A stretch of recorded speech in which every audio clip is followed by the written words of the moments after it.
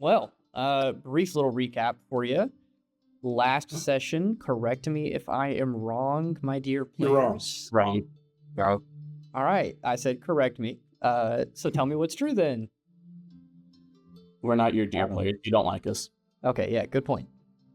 Yeah, you didn't kind of screw over Rosarius and his plans. Yeah. You cannot convince me that you You're can. a big meanie. So let me rephrase what I was saying then. Not a recap, but just to catch you up on how I've been torturing my players in the past week. We're in Rosarius' hometown. He's part of the Order of Sir Arion, and you've been meeting some characters there. Turns out that Leo's uncle is the person who runs the place. And then last session, you guys found out that Ava has been, for who knows how long, has been spied on by the scrying spell, thanks to Lucian rolling a nice little nat 20 on an Arcana check. You know that each scrying instance only lasts up to about 10 minutes, and you've seen at least 2 of them in the just 24-hour span that you guys were there at the Order, if that. So, who knows how long people have been spying on Ava? Who knows who it is? It could be a number of people, according to Ava. And you guys don't even need to know all of them. It's none of your business, apparently. Nope. But, Rosarius' super secret background order may have been brought out into the spotlight by some, notable Even groups. more secreter people. Even more secreter, completely non-imperialistic empires. Now, I'm not going to confirm or deny anything, but it's pretty obvious that the main suspicion is the Church of Paran. Ava's background could be using some resource to spy on her since leaving. But who knows? All we know is that we have trekked across the Primasol Desert over near Plasaar, or the ruins of Plasaar, I should say, as Rosarius' family, quote-unquote, travels to Plasaar through different means. They're going to Terra's Weight and taking the long way, and you guys are cutting across the desert, ran from a giant purple worm. And here we will pick up on you guys waking up after camping out next to this small little oasis from a river that leads out of what looks to be Plasaar. You guys aren't too far away from it, just a couple miles at this point. Glistening gold sand kicks up with the wind as you guys wake up, the sun rising over the sky, off towards the ocean, some distant miles away. You each wake up. You are camped out in the desert. It is dry. It is a little warm already, despite the fact that you guys just went through the night. The sun, despite just barely peeking over the horizon, is already crystal clear, very bright. Beautiful yellow light shimmers all around you as the sand reflects it back into your eyes. You guys wake up, ready to travel at your own pace.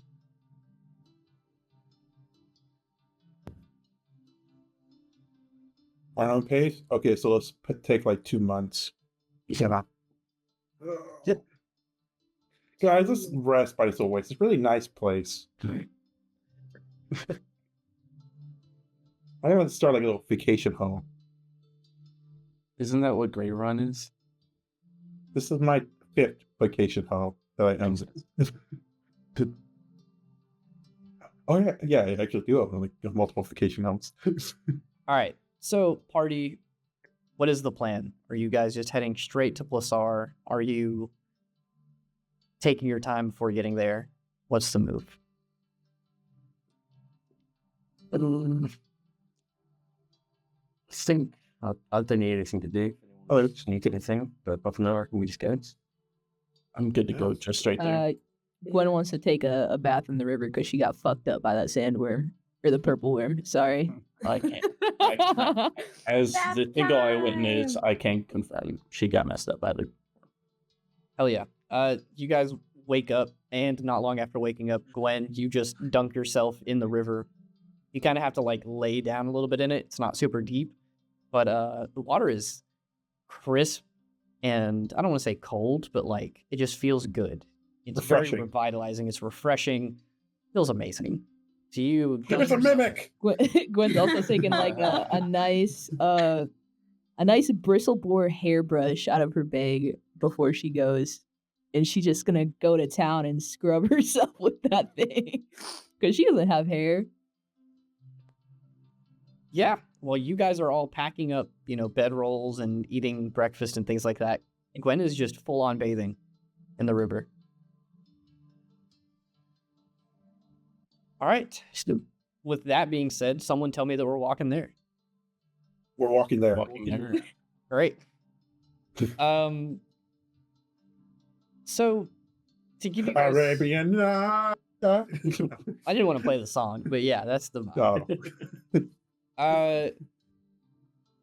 The sun starts going higher in the sky. You guys walk for, the better part of an hour, getting up to Plasaar from the spot that you're at in the desert. You see the ruins from far away. There's a tie hall, but destroyed wall in the horizon on the west.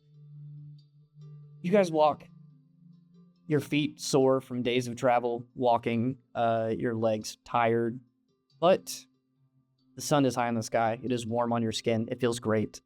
You approach the ruins of this city and you see sections of this 40, 50-foot high wall encircling this massive, once bustling city in ruin, shattered, and the rubble lies in the sand all around it. The city probably stretches for a couple of miles in a pseudo-circular shape.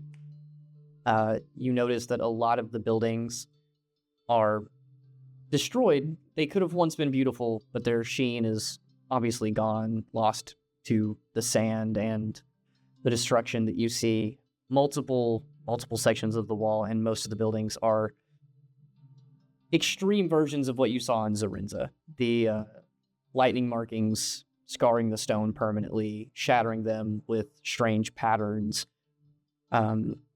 Multiple spots in the sand, you see glass is crystallized, and where the sand was hit by lightning, it has sort of shot up, and massive spots, 10, 15 feet wide, of just pure glass stuck in the ground. You're walking through cobblestone streets. You see in the distance towards the center of the city some giant mosque-like structures with the rounded and pointed tops, all obviously in ruin and shattered. But the majority of the city is desolate and destroyed. Sand covers the floors of most of the homes, and doesn't seem like there's really any life here.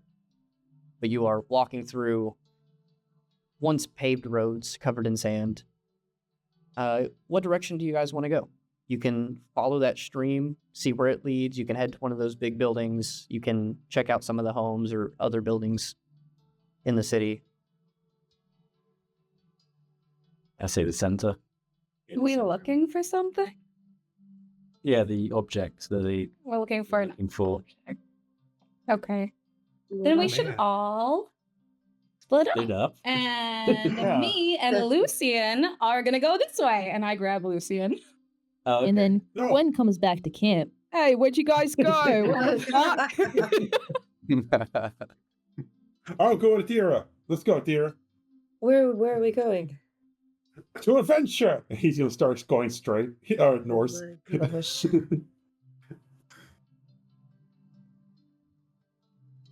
I will cast attack magic as well. Cool. Are we actually splitting up? Yeah. Yeah. Sounds fun. Lucian, nothing pops up. So we're safe? Yeah, we're safe. Then, Well, kind of safe. Lucian, as much as it pains me to say, I need you Oh, to okay. do that thing that you do. Right? Oh, yeah. Yeah. The magic stuff, right? Yeah. And like that, the magic was gone. No. There's definitely magic between them. Surely ruin that cliff. Wait, I do a lot of things. Which one? You know how you can send those messages? Yeah. You did it for Rosaries, right? Mm-hmm. Could you maybe do that for me? Yeah, sure. I'll have to know who I'm sending it to. You have to know. Do you just need a name, or do you need like something of theirs? Just a or- name. Okay. It's Celine. Okay. You have 25 words. I have 25 words. I Items and paper. love that you are not questioning me in any way, shape, or form. Thank you so much, I Lucy. think I've done enough of that the last day or two. Yeah, well, I I'll kind drop of it this deserved time. it, but all right. So 25 words. Okay, say it's Ava. Was it you or Grace spying on me? For how long? And please tell me what's going on. Does that make it? That's 6:17. Oh, okay. Good enough. We might find out something, or I might get really angry, or I don't know. We'll find out. Okay. Yeah, I'll send that message. Cool. I will also let you know, as someone who knows the spell, that you need to be familiar with the person. So you can ask Ava to describe this person, and that will help you. But since you've never met them, I am going to have you roll a check for this. But the more that Okay. Ava describes her, Wait, what Easier if I it just is. give him something? Does Just- that help? I mean, he needs to know, like, first and last name would help, a physical description would help, Okay. history of the Hey, person would help. God, did So, you give Ava, them a I last need- name? I need first and last name, description, God. personality, where they live, You're like a detective. their social you know, security paper. number. No. Give it a Did you detective. give them an identity? Mother, Birth mother certificate. maiden name. Can you also have a color. picture of like the front and back of the First statement? pet. Yeah. All the text messages you send between each other, Oh. emails. What letters and numbers do you see on screen? Don't worry, it's a Valerian prince. Okay, go. Uh. Last name? Did you or did you not? Did I I give him the tried last to name? send it, didn't work. Did you? Yeah. Yeah. Well, you could tell me it. Okay, I'll send it to you if you want David, me this to is what you look like, by the way. Anyway, please go ahead and just give us whatever descriptions you would like. It's pronounced Niadrin, by the way. Okay, I didn't know. I was really thinking How about being funny to- and making her name Celine Dion, but I'm not gonna do that. Oh my god. Okay, last name is I would have. say that again. Niadrin. Niadrin. You both said something different at the same time. Niadrin. Hmm. All right. Did you give her an appearance, or am I just doing that? You got it. Cool. Long black hair, kind of tan, blue eyes.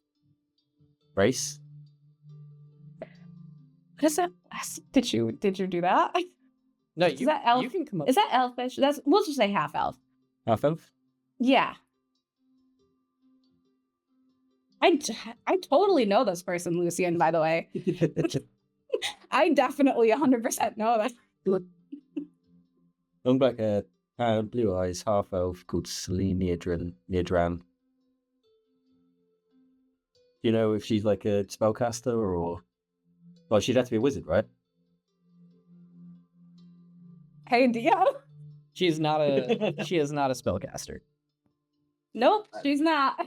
Then it definitely won't be her that's cast the spell. Maybe there's a scroll or something. True.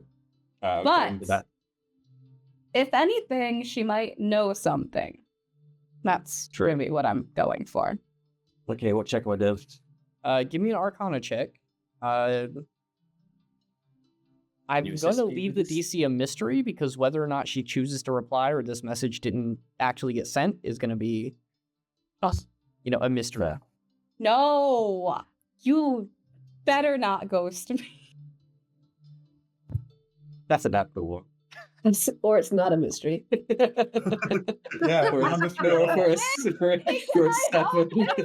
What's your That's total? crazy. What's your Not total? you cast a stunning spell on yourself. You helped him by describing her. Oh, Athera doesn't that goes, give why him don't you a have this in advantage? bushland? Feedback. Uh-oh. Lucia, what's your bonus to Arcana checks? 6. 6? Okay, so for a total of 7. Mm-hmm. I'm gonna leave this up in the air. You sent a message saying, "Is it you or Grace spying on me? What's going on?" Obviously, you mentioned that it's Ava. You cast a spell, you send that off, and I mean, for the duration of you guys exploring around, you don't get a response. I sent it, Ava. I don't know what happened. You said, how good did you send it, Lucian? It's all right. Good. Yeah? Yeah, You always do really good at magic. Yeah, so exactly. Yeah. I knew I came to the right person. Still good. Oh, yeah. How could you? Yeah. Really? How could It's you? fine. All right. We'll head back to the kitchen. I think they all split up. I mean, Yeah. if you guys are all splitting Did up, they? I'm going to ask for individual group checks on what you're looking for. So Lucy and Ava, you guys were out. Athera and Marcella, you guys were out. And then I guess Leo, Gwen, and Rosaries, you guys grouped up. I don't want to be near Leo, so I'll go out. What the fuck goes on? Is that Whoa. Oh, What's happening here? There's a big rivalry. shade. is it shade or is it sexual tension? I think Hey, they're not broken up yet. Releo. Oh, that's true. You're right. You're right. Okay. I mean, what? I'm gonna say one person. You guys can discuss this and figure it out as you want. You could even discuss as a group before you split up. But I'm gonna have one person from each group give me an investigation check. You guys can look for specific things, or I can just give you a general description of the city. But other than that, this is gonna be really kind of whatever you guys are looking for. You will find something. Hey, Rosaries. Before you head off, you at least want maybe like Zim to accompany you or something? Sure. I thought Zim mean, you didn't should- like me. Where'd you get that from? Where'd that come from, mate? When Zim was able to talk in our minds, he said he didn't like me. No, it's fine. Don't worry about it. Look, I can just come with you. That's fine. If you're worried. I about mean, I mean, like, I'll make it big for you. it. Sure.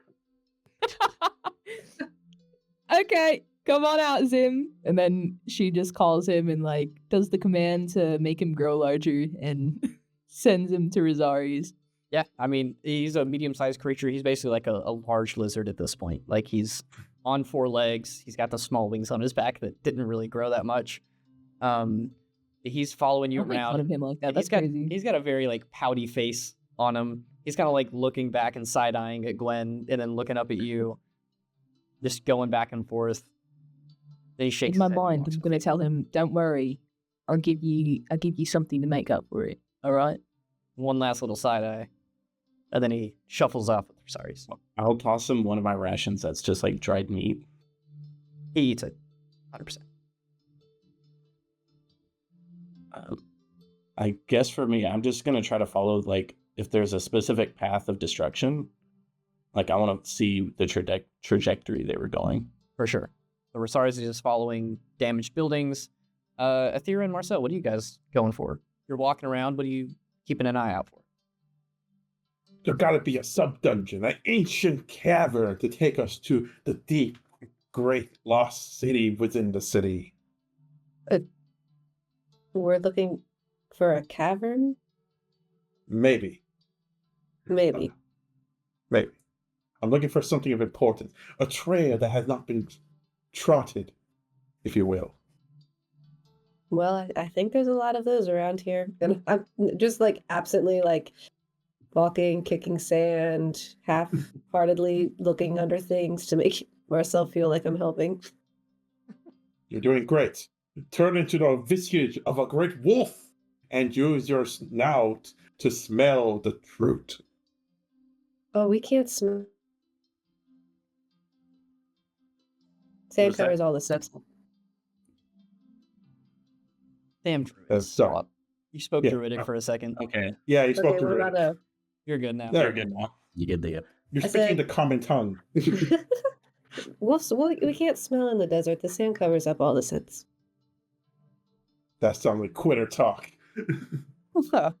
No. This would just save energy for something more productive. You know, when we find the dungeon, There's gonna be things to Possibly there's a find. dungeon.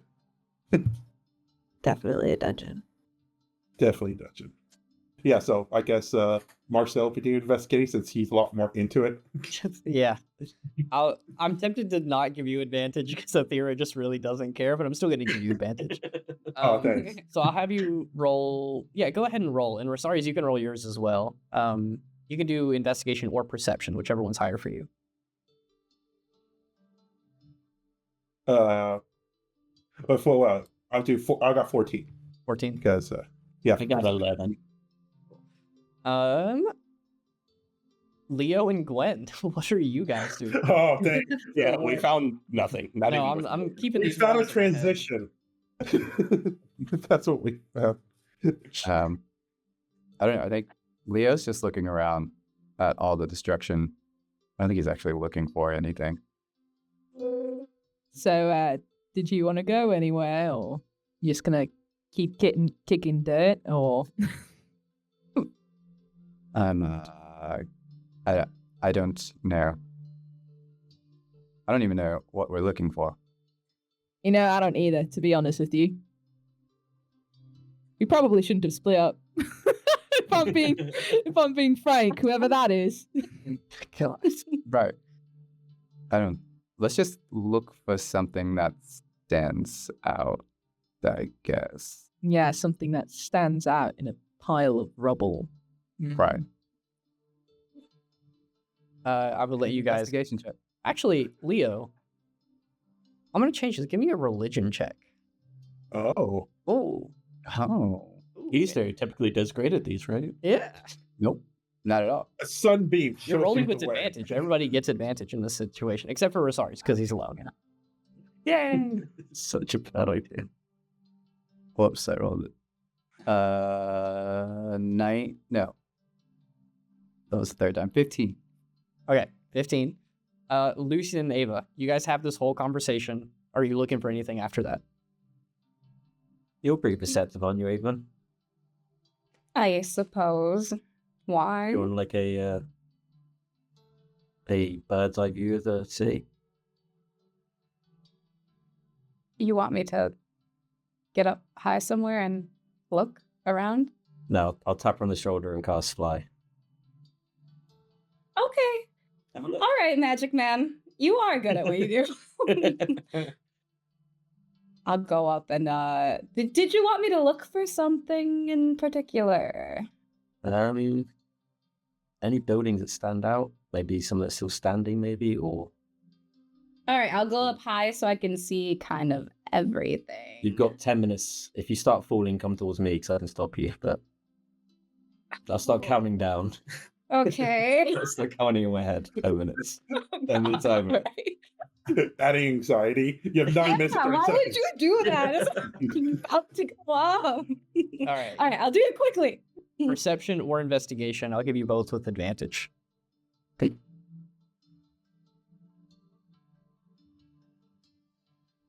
18 plus 6. 24. Hell yeah.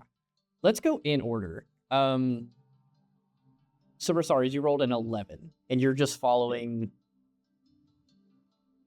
And wherever it seems like the Cortans were going, like following that path as much as I can. Yeah. You guys entered in from like the eastern side of the city. You begin walking and noticing that down to the south, the houses just get more and more broken rather than just deserted. Like where you guys came in, plenty of the houses were still like relatively in shape. They just seem to be weathered from time. Some boards have fallen in. The stone has been weathered, and some of them might have crumpled, but still in decent shape, you know, for as good as it can be.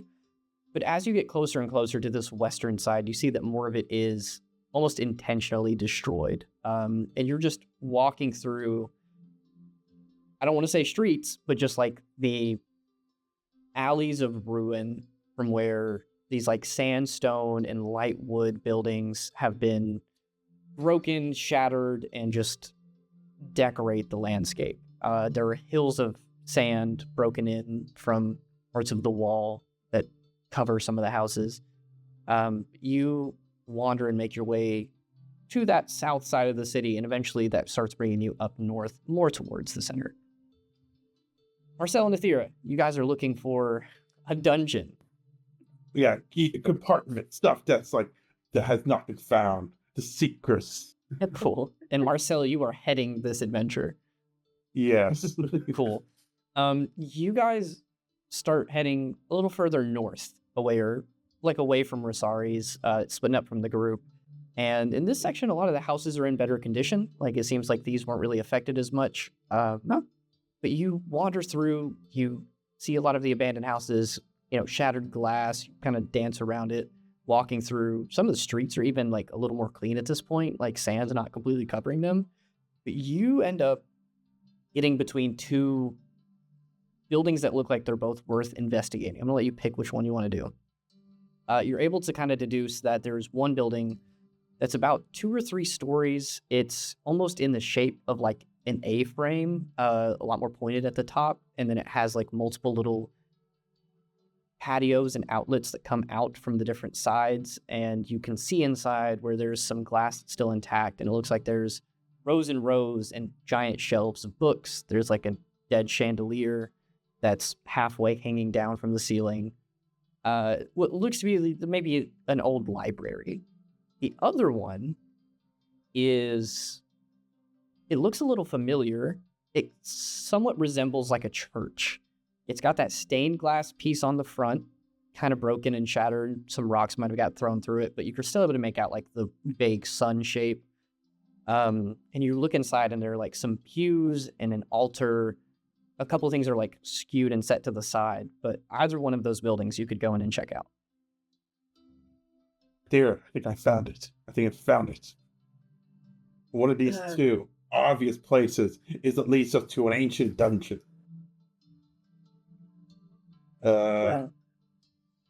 Knowledge is power, so library. I thought that usually creepy dungeons are in the bottom of old churches, right? Sure. Although if they were trying to hide it, they would put it in the library because it's less obvious. Library. His eye goes cross-eyed. He's trying to pick both. Let's. His eyes readjust. Let's go to the library first. We can check out both. Okay, I like libraries. Yeah. Hey, you know what this place has in common with a certain person?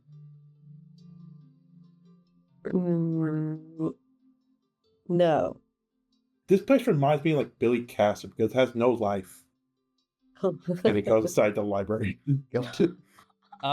So you begin going around, and most of these books are, I want to say, like, useless to you. Like, a couple of them you grab and you're like, read it.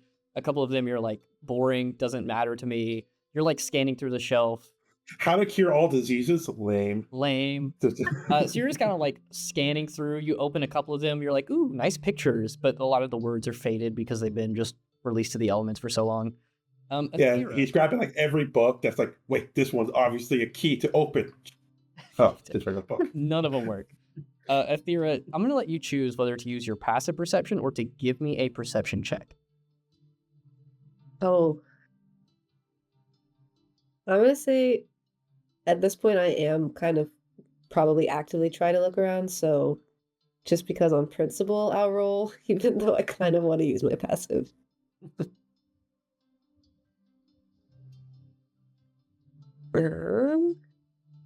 19. Marcel is looking at the books, and you're sort of scanning like the architecture of this building. Some of the wood is faded and I don't want to say rotted, but like worn from the sand. You're looking through, and a lot of the supports for this are made out of like that really light colored sandstone. The part that sticks out to you is that out of all of the like corridors and doorways and things that could go through this library, there's that big open center where like the full thing comes to a point, almost like a pyramid. There is a little corridor off to the side where clearly there shouldn't be like walls there. Like this should be open like the rest of the parts of this building. It's made out of that sandstone material. And at the top, in Elvish, but not in the sort of common Elvish that you would see written like at the school, but in an Elvish that's much more familiar to you. You see that it says ad centurum, which means to the center.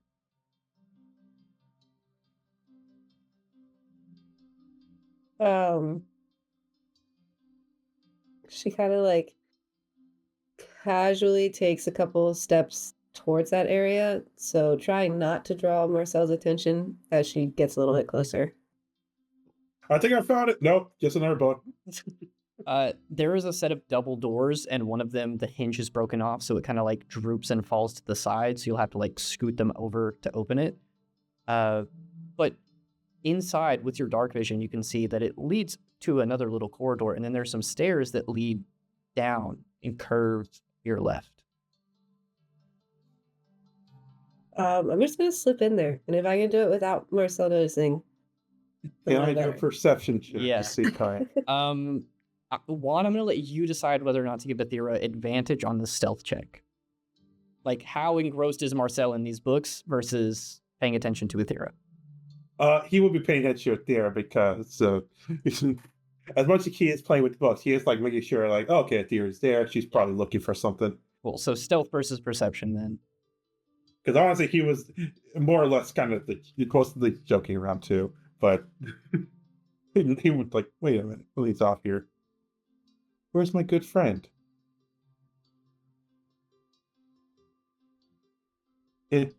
17? 5. Oh. Athera, you grab the door that's like one hinge is broke, so it's leaning over, and you go to scoot it, and it grinds against the sandstone, and you just hear a loud. And then Athera hears this. Closing a book. A little bit of dust. Putting it back in. Like, step. I'm gonna like turn around and be like, Marcel, I think Hey, I found something. What is that? A dungeon? It's a door. Gives Athera a hug. I know it. I found a dungeon. Oh, okay, but it could maybe be careful. Maybe I'll go first. It could be booby trapped or something. I mean, shouldn't we tell the rest of the group? Could be dangerous. Well, we don't want to waste our time if there's nothing here. All right. They could be finding cool things. You are more perceptive, so you can go first. Okay, I'll go first. I'll start. Careful. Down. You start walking down, and your footsteps echo across the stone corridor, traveling down the stairs. And let's swap over. Who do we want to pick on next? Leo, you guys are kind of walking around, and you got a 19 on your religion check. 15. In the meanwhile, I'm just looking for weird critters or something. Gwen is so perceptive, but there's nothing for her to watch. So she's like looking around every corner, digging up sand, sniffing it. Leo, you're just kind of like walking around. What are you looking for? Tell us sort of in Leo's mind, what is he thinking about and what is he searching for in this city, if anything? A sandwich. Exactly. A sandwich. I think Leo's just looking around at all the destruction, I think, trying to figure out why his dad would have done this. On a 15 religion check, you guys are walking around and you are a little more thoughtful and pensive in this moment than most other people. Marcel and Athera are excited at the potential aspect of a dungeon. Ava's flying and probably having a great time with it. Gwen's sniffing the ground, doing weird shit. Gwen things. Just Gwen things. I'm still paying attention to Leo though. Yeah, I'll give this from Doesn't get Gwen's hurt or perspective anything. then. Gwen, you're sort of looking around and glancing at things, and you watch as Leo walks up to one of the buildings where it's very obvious like a bolt of lightning shattered the wood, and you can see the cracks in it form a lightning shape that just like bursts out at the top, and then the roof is scattered across the sand over. Leo, you walk into this house and you're looking around. It was fairly modest. It's not super big. It's just like an average, maybe a 1 or 2 kid home. And you lean down in one of the rooms and you see a very like ruined shoe It's too small to be an adult. There are scorch marks all across it. The fabric is burned, but you can easily identify that at one point this was some young child's shoe.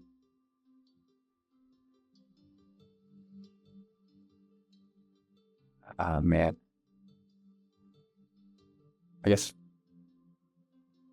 Leah's going to, hold on to this shoe really tightly. And without Gwen noticing, he's going to try to wipe his eyes real quick. Can I try to perceive? Oh my Don't trust Let me see that misery. I'm gonna Always checks with session checks. Roll for licking tear off of his face. the stealth So perception with this cute. group. It's like insight.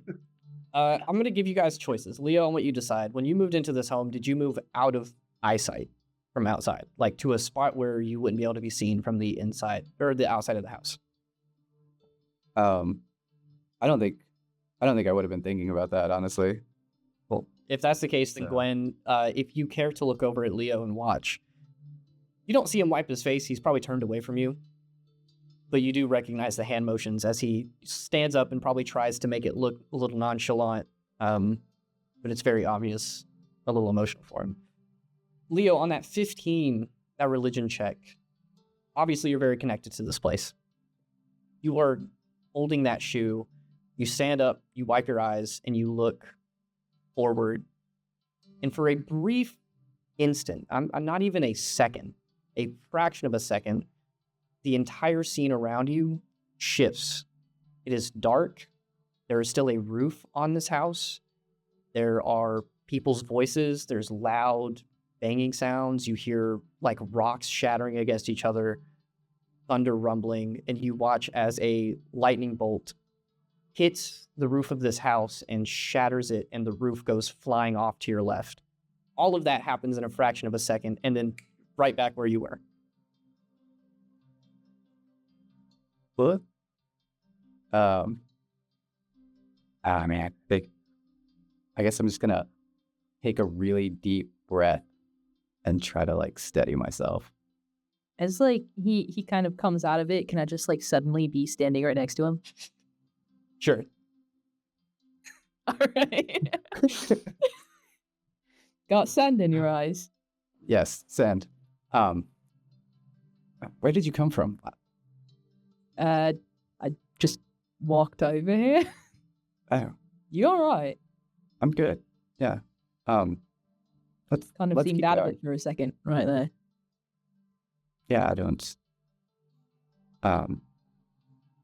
Yeah, let's just keep going. Okay, because, if you do want to talk about anything, I got ears, even though it might not look like I do. I can listen. I appreciate that. I'm okay. I promise. Okay. You want to see this lizard I found? Yes. And then Gwen just lifts up her hand. She's holding a little lizard by the tail. Well, what are you gonna do with it? Just looking at it and let it go. No, What do you think I'm going to do with it? I thought you were going to eat it. Okay. That just might be racist or something. I don't know. No, not at all. Like with my I big hear they're a teeth, delicacy in sharp some teeth. places. I mean, bigger lizards, sure, but this one can't really. It's not even a snack. Hmm. Okay. Well, Yeah. this is fun. You want to find some more critters? Yes, please. All right, cool. That was a joke. But okay, fine. Let's go. Fuck you. You Yeah, guys- that's how you end a conversation. Fuck you. I'm pretty sure that's how every conversation between Leo and Gwen has ended. Yeah, no, I love it when he talks. that is the most stereotypical Leo and Gwen conversation. Leo experiencing something traumatic and deeply like moving within himself, and Gwen's just like, "Hey, look at this lizard. Also, fuck you." Hey, I said he could talk about it. He didn't want to talk about it. Just Okay. walks up eating going to the most emotional, just at a funeral, just eating popcorn right next to them. How dare you not open up to me? Fuck you. David, I will let you know that as Leo, that sort of brief vision, you feel almost as like I can't think of another term other than like a religious pull. Like it's something deeply spiritual. It's not like in your mind. It's not your emotions, but it's like some other aspect of you, your spirit, if you want to call it that. You can focus it and try to lean into that. Or if you want to ignore it, you can shy away from it. So when It's calling. when we get back to you, if you want to like hone your senses and try to experience that again, you can. But in the meantime, Ava, you got a really high roll, didn't you? Yeah. Was it in investigation or perception? Perception. Lucian, you watch as Ava, from standing in front of you, just shoots off into the air, a little bit of dust like whirling up where she was standing. You fly up 100, 150, 200 feet, however far you want to go, or however low you want to go. But there's a couple of things that immediately become clear getting in like a bird's eye view of the city. First thing, the entire, like this thing is almost spherical, probably closer to like an octagon or hexagon shape, something like that. The southern quadrant of this city leading up to the center, entirely destroyed. As a matter of fact, it looks like if this was a miniature city, someone just got their hand and smashed it down on that southern section. All of the buildings are flattened, they're rubble. The wall at that section is completely blasted away versus where you guys came in on that eastern side. The rest of it is in bits and pieces. Some of it's good, some of it's not, but that entire southern section completely obliterated. And it all leads up and sort of culminates at that giant dome-like building. Not dome-like, but it has like the various circular roofs, the little spires coming out of it at the center of the city, which is also partially in ruin. The other thing that you notice is you see a little bit of movement from Leo and Gwen, from Athira and Marcel. You see Rosari's walking off towards all the ruined buildings. You even see Lucian. And as you're glancing between all of your party members who are walking to various aspects of the city, learning different things about it, you see, you swear it's true, like a shadow moving around some of them. Like you'll be looking at where Sari's walking, and then 15 or 20 feet behind him, the very slightest, it's almost like the shadow of the building just moved a little bit. With everybody? Yeah, I see that. The longer you spend up there, the more you see it. And you even look down at Lucian and you see it around him too. Shadows moving around him. Yeah. It's always one short, quick little movement. And then it's nothing for a couple seconds. And then you'll look around to the rest of your party, and after searching for a minute around Leo, you'll see, while he's in that house, movement 20 feet away from him. Oh boy. I don't like that. All right. I'm gonna go back down to Lucian. Hey. Hey. So the southern part of this place is just completely demolished. And I think that center part, that building, might be a good place to go look around. Or, I don't know, there's a shadow following you or something when you move. It's really weird. I look behind me. No, I mean, it's really quick. And it was around everybody, actually. Everyone has a shadow. Well, no, not. You here, go here. I know. I should have said that. Not a regular shadow. It's called the sun, you know. No. They're moving. They're moving. You know how that orb thing was around me, right? Yeah. Like 10-ish feet away, and I moved, and then it moved. I guess it's kind of like that, but it's darkness. It's shadows. Can you do something? I'm a little nervous. I'm kind of nervous that if I do something, they notice that I notice them. You think it's a them? I don't know what it is. I You reckon do we your need to thing. reconvene. No. Let's reconvene first. I don't wanna- If I Are see you- it and I know that I see it, it might do something bad. I just talked about it out loud. Doesn't it know? Now? Inevitably, like, That's a good point. yeah. All right, I'll cast detect magic to flash. I don't want to make you do another roll, but you cast detect magic. You look around and glance, and all you see is at one spot behind you, a fading, almost like someone who is just inherently magical is moving, and there's like a trail behind them. It's like that. There is a sort of large shimmer effect of just a very quick movement behind you, fading and dissipating. You look at it, you see it, it'll probably be gone within 30 seconds. No, we're all good, but yeah, we should reconvene with that on right now. I bet it's Ghost. I don't know, but we need to go now. If I'm right, you owe me 10 gold. Deal. Okay. Well, do you know where they are? Yeah, they're all in different places. That's a great idea. This is a great idea. This is the best Rosaris thing is about on his that. own, so maybe we should go find him. Or maybe Yeah. we should find him last, because I If it's- don't know if he's if mad it's at me or Ghost, not. If it's Ghost, I No. want to go Rosari's. No, we go to Holy Man. Leo. Right? Rosari's is Oh, wait, no, he is holy too. We go to Holier Man. He Let's doesn't get have a everyone god, together I don't again. Let's know. get everyone together. Holy man. Okay, all right, I have an idea. Let's split up. And she just runs. I'm going to go get Leo and Gwen. Bye. Cool. You Okay. fly that Let's way. split up while the group is splitting up. right? This is how we die. I didn't alright. tell you where they were, but I'm just Marco. I'm gonna try and run off in the direction Ava went in. Cool. Ava, it's not gonna take you too long, but since you're heading towards them, I'll ask again. Leo and Gwen, as you're walking around, Leo, you got that brief glimpse of, for some reason, the sky got incredibly dark. Lightning struck the house you were in, which is already ruined. It's kind of a weird scenario. Where do you head next before Ava gets there?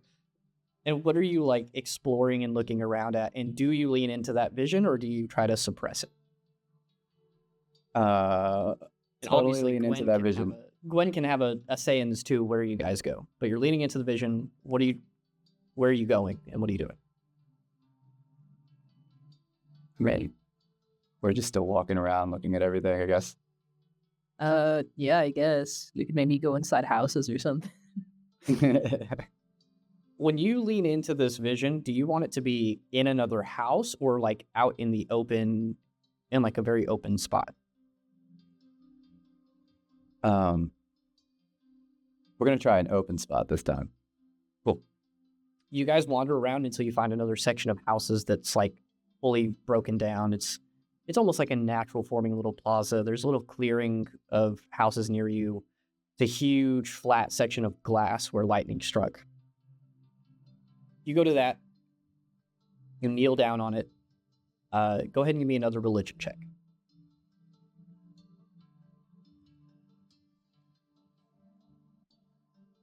$15. Consistent. You take a knee, sort of lower your gaze to this glass. It's really pretty. It's like this golden color because of the sand.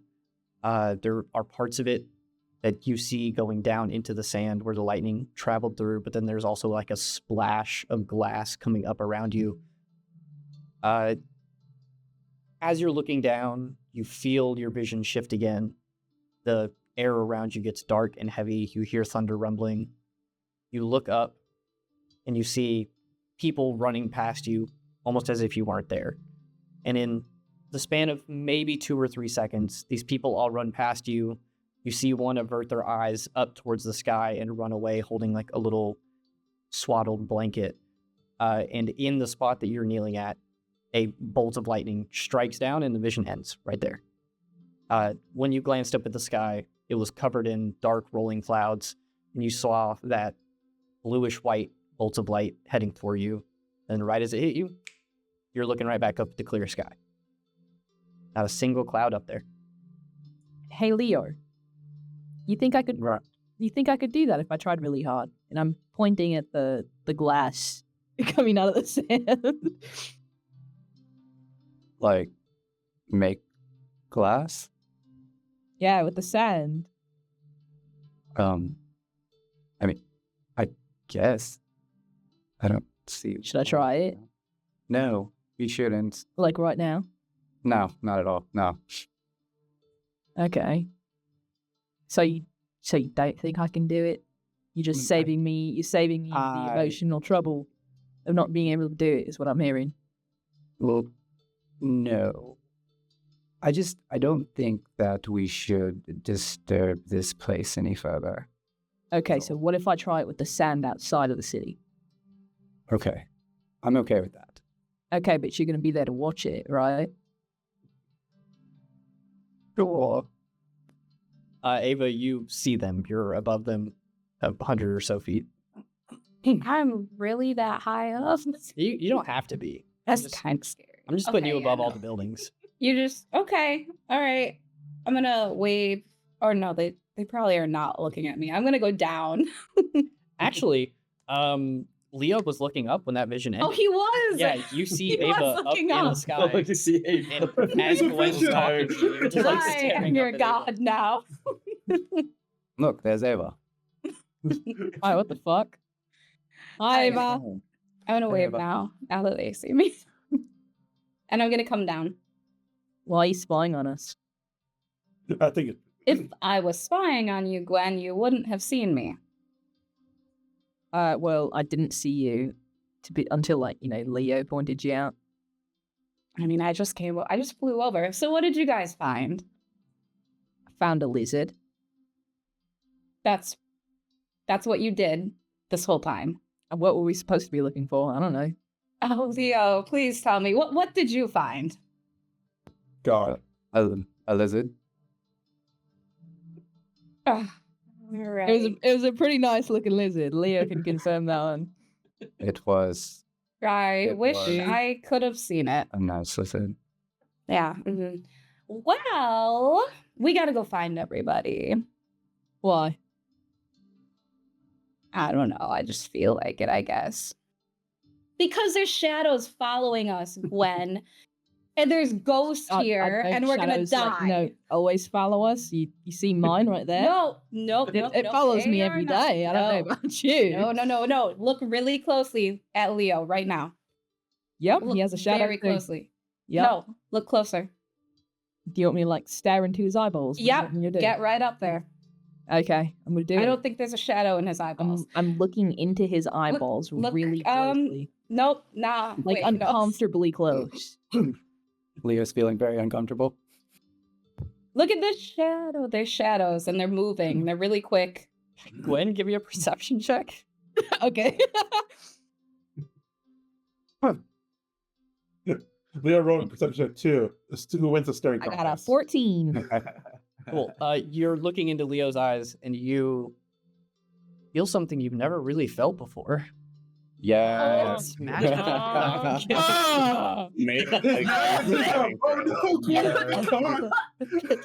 I make a riz You check? puke in your mouth.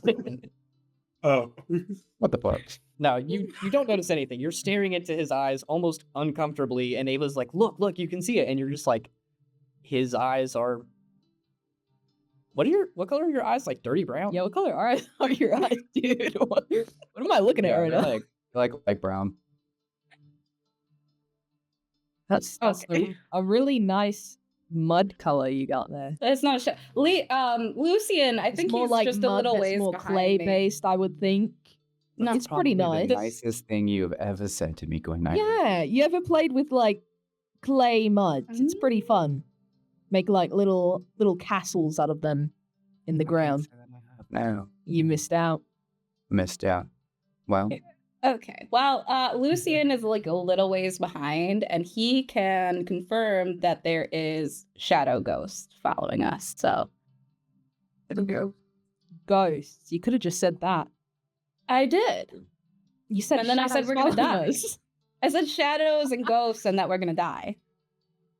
Okay, well, I didn't hear the ghost part. I just heard shadows. Why are we gonna die? Because last I checked, ghosts can't hurt you. They just go through walls and go, that type of shit.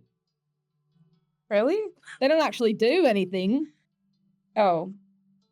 No. We know a ghost. We do. Oh, we know a the professor. The one professor, that's right. Yeah. But like, has she actually like hurt any one of the students? I haven't seen her do that. Just walks through walls. What kind of professor is she? Is she a wizard? I'm no Who has her? Who has her? I'm saying she's a wizard. She can hurt you with magic. Maybe she's like a sorcerer or something. Anyways, we gotta find everybody. So, are you guys done here? I guess. You done that? Or Yeah. did you... I don't think. Okay. You want to look for any more lizards? You're kind of or- spacing out again, and it's a little concerning. Maybe you should drink some water. You're dehydrated. That's a big possibility. Yeah.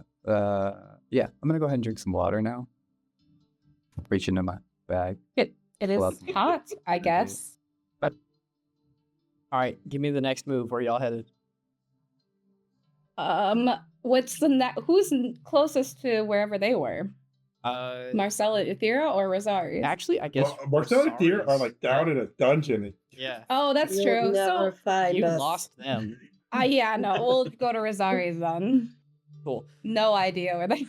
But Derek, we're gonna have like 2 hours by ourselves because how long they're taking. Rosari's, you wander through the destroyed houses in a similar direction to where Leo and Gwen went, but a little more, like towards the center of the city. And that's where you eventually make the same connection that Ava did, is at one point you get to, it's not like a straight line, but eventually you get to a point where you can look towards the center up north and then back down south. And there's this whole segment, this stretch of city from center to wall that is just decimated. Again, it's almost as if like some huge force just squished the entire city. Like everything underneath that force is just gone. You're walking, you get to the center of this, and it's mostly just sand and the occasional bit of rubble, wood and stone sticking up out, a couple of dunes starting to naturally form. At that point, you turn towards the center of the city, you start walking, and with every single step, you get angrier and more disappointed, I want to say. This is a living testament to all of the things you grew up knowing. You probably try not to, but you still do the mental calculations in your head that with every couple of steps, that's another house that was destroyed, and that's another 3 or 4 people that died. And after about the 100 or 150th step, you just get to a point where the number gets too big in your head. You stop counting. It's well past the thousands. As you were sitting there, probably boiling on the inside a little bit, a couple of figures start to run up to you. Lucian comes off from the left. Leo, Gwen, and Ava all come in from the right. Ava probably floating above the ground a little bit. And everybody just from different directions kind of all swarms together and starts circling around you. I will say the spelling lasts like 10 minutes, right?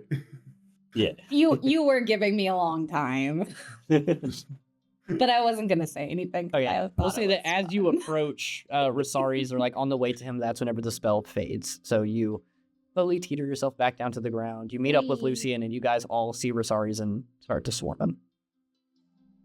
Like, when you say swarm, Like they're just coming towards you. Like bees. They're like swarming. No, I think y'all would just see me. I'm just walking ahead, and I kind of acknowledge your presence, but I'm just gonna kind of keep going. So what I can tell is I think they attacked from the south and they headed straight for the center. That's my judgment anyway. What gave it away? The line of rubble? Mm-hmm. Yeah, that was it, yeah. Man, wizard class is paying off. Ouch. So I think wherever we need to go is the center. That's where they were going. Yeah, is that why y'all came to me? Is to tell me to keep going the way I was going? No, we came because there's And to shadows check on following Zim. us. Oh, Ghosts. Zem, you can go back to Gwen now if you want. No ghosts? There's ghosts around us, yeah. Ghost, shadow, ghost. Shadow A ghosts. lot of people did die here. That kind of checks out. I told you, Lucian. So, where are the other two? We don't What? What other two? You- Oh, The other two members of our What party? other two? I forgot they were. No Wow. offense. I lost. Marcel Wow. is for some reason his heart just sank. No. Take 1 point of psychic No, no, no, damage. no, I thought we were all Yeah. together. I forgot you. Marcel just sneezes for some reason. They went. There's a I tear that saw falls them down and then his they were eye for some gone, reason. so I don't know where they are. Man, if only one of us has the ability to send a spell to ask them where they're at. Yeah. Hey, Lucian, did you ever get a reply, by the way? To what? Nothing so far. Nothing? No. I was talking to Lucian, actually. Yeah, out loud to the rest of us. Reply from who? Hey, Lucian, where'd you send a message to? A lady named Celine. No one you know. So, Yeah. Well, if we meet him in the next few days, hope you don't care about him. him. Them. Oh. I don't think we're going to meet them. Hope not. By now. Anyways, Lucian, can you send another spell? I can't, unless I take a short rest. Awesome. Periods. This is a good idea, split the pie. Uh-huh. Well, they probably are fine and they know, Well, you know. Oh yeah, two parties. Athera knows how That's true. to track, I think. But- She can but- fly if but- she wanted to, or we're in a big city. The most obvious place to go is either where we've split up or to the gigantic mosque sitting in the middle of town. Yeah, I reckon Between me and Leo, I figure Athera is probably going to go to the mosque if she wants to. Yes, yeah. Marcel will probably try to find a tavern somehow. True. Here, look, I found an underground red light district. This is awesome. Okay, have fun. So let's go to the mosque. Yes. Yeah. So you guys head forward, and just to give you guys an idea of this, I use mosque as sort of a reference point for how it looks because that was where I was drawing a lot of inspiration from. But your characters would probably just refer to this as like a temple, I guess. It could be considered a church, but churches from where you're from are vastly different, no matter where your background is. Massive spanning buildings like this really don't exist. Even in the heart of the Paran Church, they're more spread out than anything. There's no one giant central location. This building stands out, and it is really different. So you guys all group up and begin walking down this path of rubble and sand towards this giant, towering building in ruin. But deep underground, I say deep, it's not that deep. Athera and Marcel, you guys walk down the staircase. It spirals for what must be like a floor or two, and then it gets down into another large corridor, maybe 15 feet across, 10, 15 feet high. It's kind of arched, made out of that nice sandstone. But, your dark vision is what's keeping you moving through this place. There are no lights. It's eerily quiet. Every single breath, every footstep, every small move you make, you hear your clothes rustling against each other. Marcel, you are very in tune with your sword, but in this sort of instance where it's so quiet, you feel it's like pull on you even more, which is weird to say, but it almost seems like all of your senses are heightened in this lack of anything else. As you're walking through, you don't have any color to your dark vision, so I won't give you the full description of this, but the walls, after a little bit, begin showing a giant, extensive mural that spans 50, 75, however many feet you can see. It just continues down the side of the wall. The scenes shift and change as you guys walk, but with every little footstep, you guys are looking to the side and you see the rolling dunes of sand, spires of rock. And then, as you begin taking steps forward and forward and forward with this weird, quiet feeling, which if you guys aren't talking, the only sounds are, footsteps and rustling. Those hills of sand begin to slowly get dotted with palm trees and rivers. Patches of grass begin to appear. And slowly, people. Their appearances strange, don't look anything like what you're used to seeing. Without the, color to your vision, they just look like a slightly darker shade of gray than what normal people would probably resemble. Even those with darker skin, it'd be closer along to them. A really rich, vibrant tone that you can't really see right now. As you continue walking, eventually you start to see what must be depictions of the city. Giant stone walls, beautiful, sections of the city, neighborhoods, people talking and celebrating,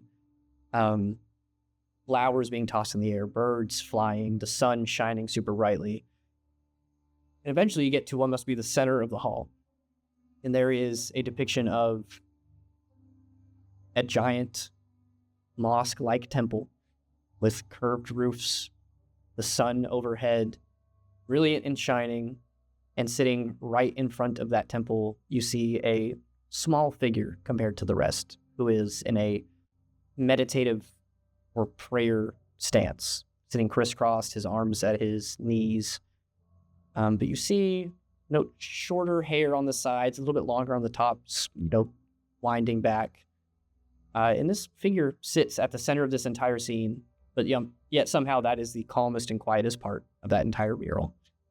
There are bits of water, lakes running away from this character, multiple trees, multiple spires raised up around them, but just in that little bubble that they're in, it's calm and quiet. And as you keep walking the other way, it's the same scene but backwards. It goes beautiful, bustling civilization to that civilization leaking out into the desert and bringing life with it to a barren wasteland with just sand and stone.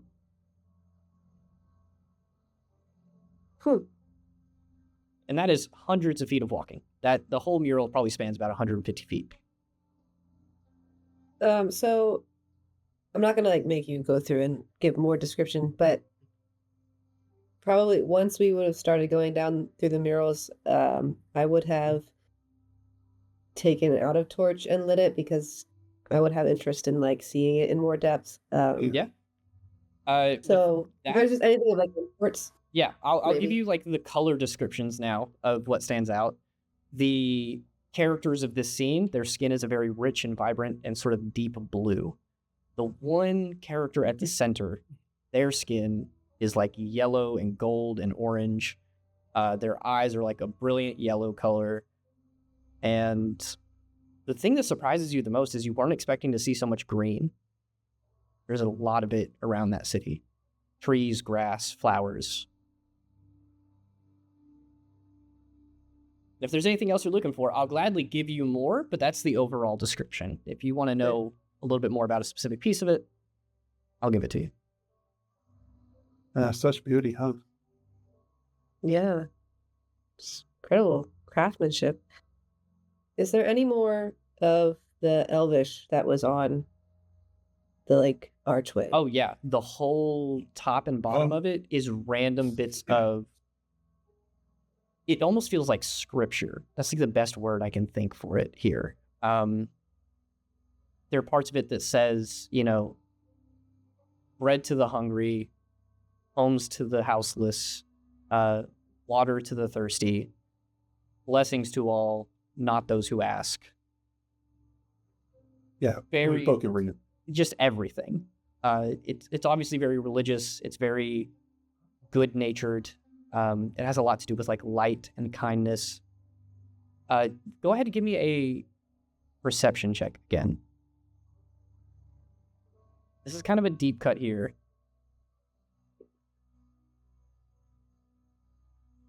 25. Hell yeah.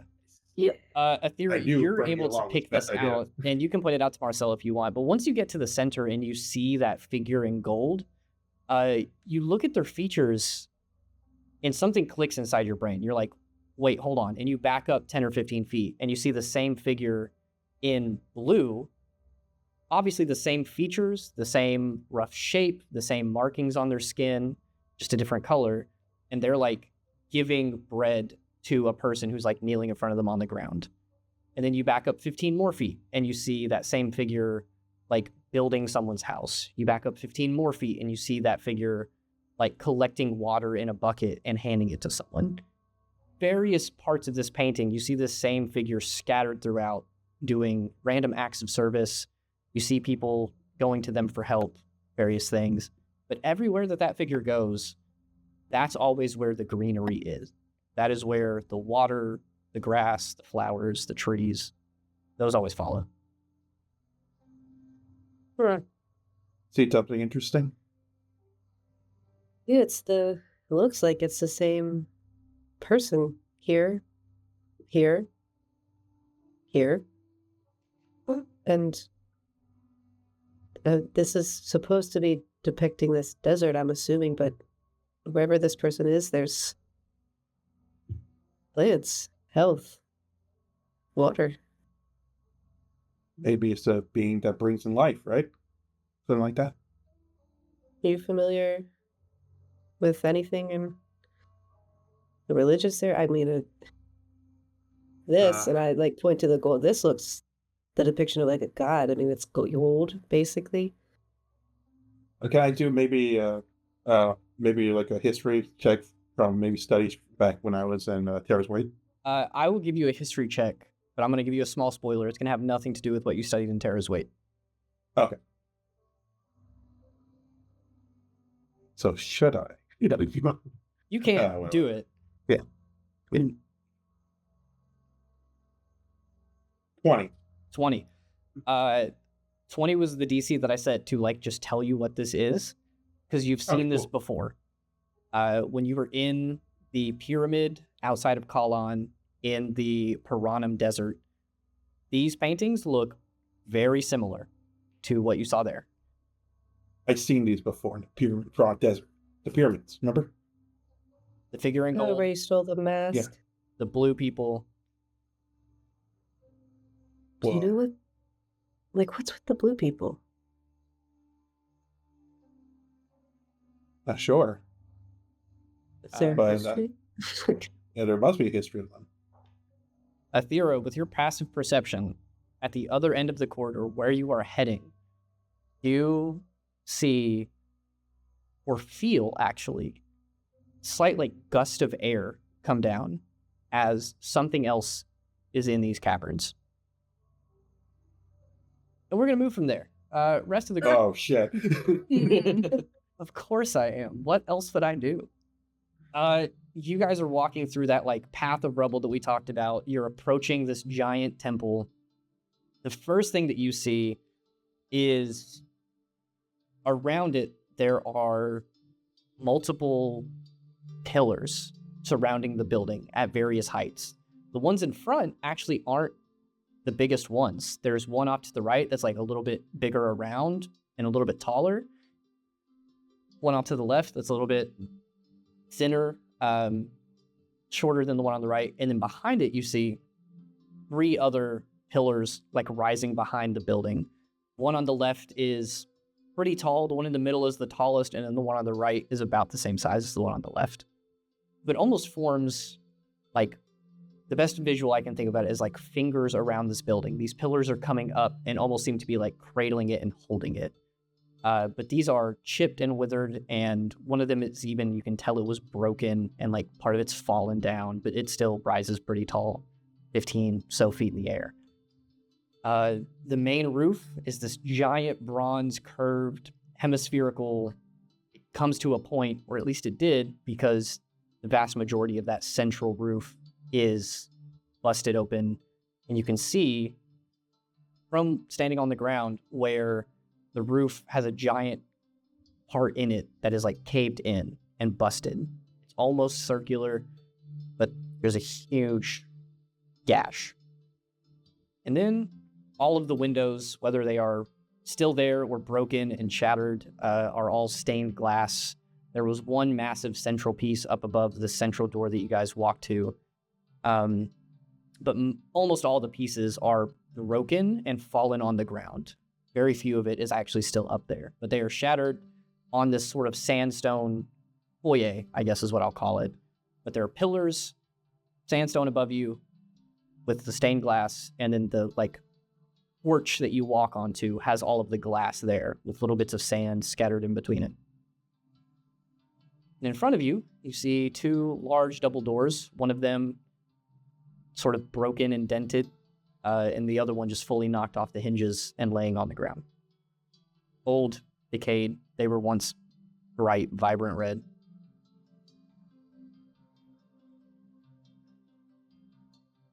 I'm gonna walk in. Cool. Yeah, I'll go in. Yep. On the way in, as you guys are approaching, Leo, do you want to give me another religion check? You don't have to. You can choose to. Yep. 21. Ooh. You're walking up, you close your eyes, you open them again, and you see the same scene as before. Dark, swirling clouds, people are running. At this point, you're walking through, like, streets and alleyways, and people are moving past you, moving through you. And then you sort of stop for a second and turn around because you hear, like, this building and building of wind and pressure. And as you turn around, a huge bolt of lightning, huge wind.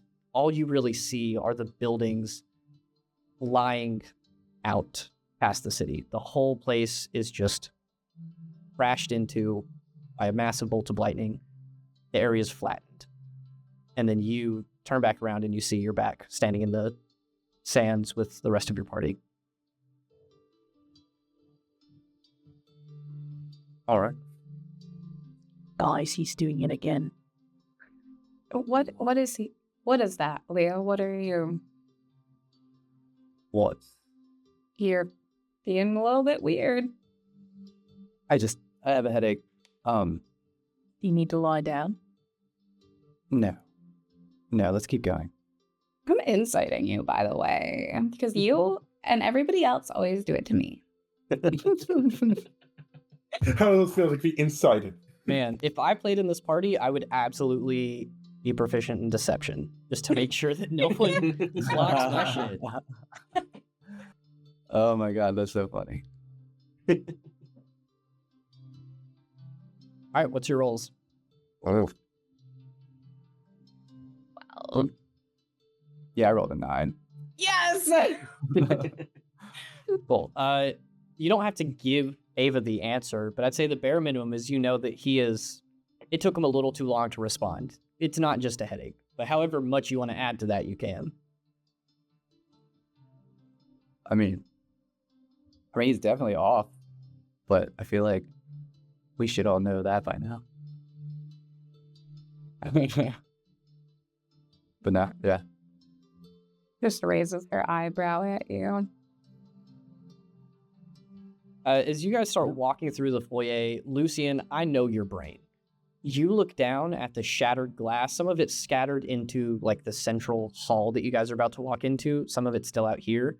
And your brain immediately starts looking at some of the larger pieces and almost like a puzzle forming this stained glass picture together. You see some light blue, some yellow, a little bit of orangey red. There's a lot of different colors here, but you start, like your brain just automatically starts trying to put this thing together. Good. What does my brain figure out?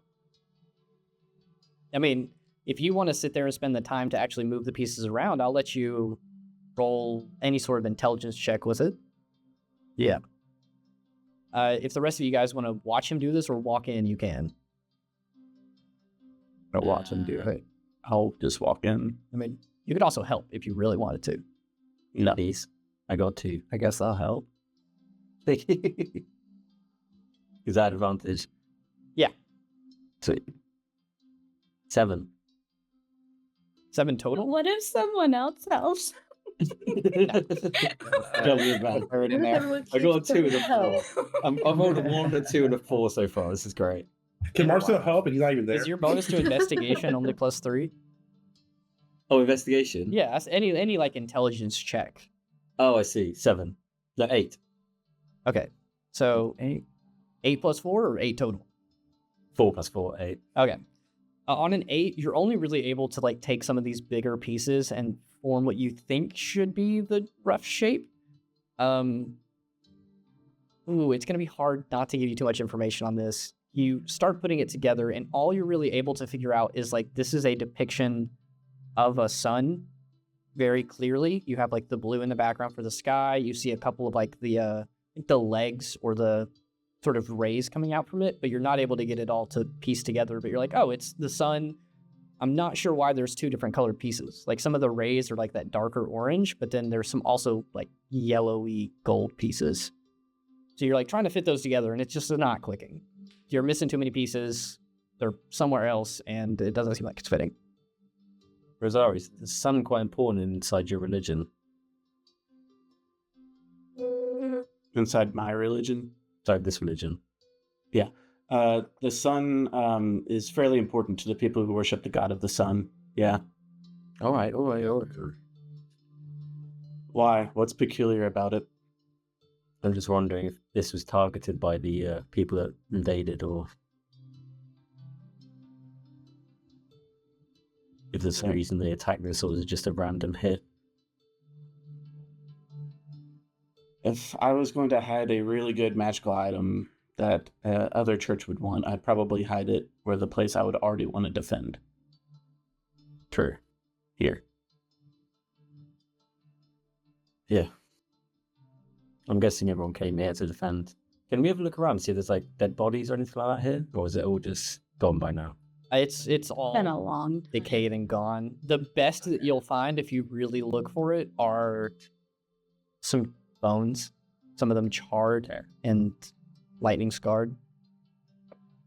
Is there a lot of them there? Is it just scattered? Scattered. They're not like super dense in one place. There's not even that many of them to begin with. But if you do look hard enough, you do find them. Okay. So with that, you guys walk into the building, and you enter this sort of grandiose hall, or at least what once was. Giant stained glass windows, some of them still halfway intact, depicting various religious symbols. A lot of it has to do with the sun, obviously. The thing that stands out is that ceiling. You guys walk in, and there is a huge, this dome is probably like 60 feet in radius. So this room is pushing 120, 150 feet. And that huge dome has about a quarter of it taken out, and it's caved inwards. Leo, give me another religion check. I'm going to keep describing. We'll see how that turns out. But as you guys look around, there's hallways to the left, hallways to the right. You see a couple of open rooms. Some of the pillars are still standing. You can choose which way to go, but you guys are standing in the middle of this sort of large opening central hallway. There's also what looks to be a nice area sort of in the center that you guys can go look around at. But Leo, give me that check real quick. 17. Cool. A very quick flash. Split second. You close your eyes and blink, and as you open them, the scene's dark, and you see a bolt of lightning striking through that roof, and then you're right back. The central room that you guys are in, there is, probably about 50 feet in front of you guys, right underneath the center of the roof, a oasis, almost entirely untouched. There's a large pool of water. There's lots of grass in that place that's untouched by the sandstone. It's purposely left alone. And then lots of water flowing from it, or at least at one point you see where rivers once ran out from this place, and there's openings in the walls to let them go, completely dried up. The sand is sort of caked and dry there. But that oasis is, for a split second, it looks like a mirage where it's beautiful and full of life, and then you guys realize it's wilted and kind of dead. There's also tons of shards of stained glass. There was probably a massive stained glass mural somewhere above you that shattered, and there's pieces that are as tall as you sitting in the ground. But from there, you guys can choose to go left or right. But before we get to that, let's check in on Athira and Marcel. What's happening with them? We're being eaten alive! Eyes in my eyes! Whoa. So you felt the Yeah. movement, you heard it at the end of the cavern that you're walking through. You felt like the little gust of wind. What do you do? Hey, Marcel, I think there's something further in. We should probably check it out. All right. Here, Lead away. I'll start heading towards where I felt that. Yeah, Marcel, be close by. You walk out of the cavern and you keep going, And eventually you get to, it's kind of an opening in this long, long hallway. There's almost a straight shot the entire time. You get there, and then it's conjoining with a couple other hallways. You're in a mostly circular room. It's a little bit large, and there's caverns from where you came, your left, forward, to the right. You know, you can count them up. There are 7 different caverns traveling through this place. And you are standing in this large circular room. There is a couple of doors in it, not to caverns, but to other rooms and things like that. Some of the doors are this nice, rich wood that's aged and decayed. Part of it's, chipped and broken. You're in this large cavern, you're not really sure where to go. Is there any more, writing? Yeah, above each cavern, you see different bits of writing. A lot of them have to do with, cardinal directions. You'll see some of them say, East Sanctuary is the one that you came from. The one to the west is labeled west. There's one to the north, northeast, south, southwest. But the doors are a little bit different. They're not just directions and caverns taking you to probably other buildings and places. There is a door that still says to the center, and then there's one that doesn't translate perfectly, but if you say it out loud, it says Al-Sham Archive. AL-SHALMS.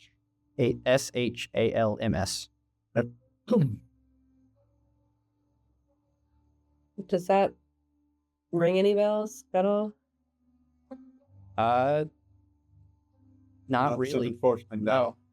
But that door is, I don't want to say cracked. It's like a quarter of the way open.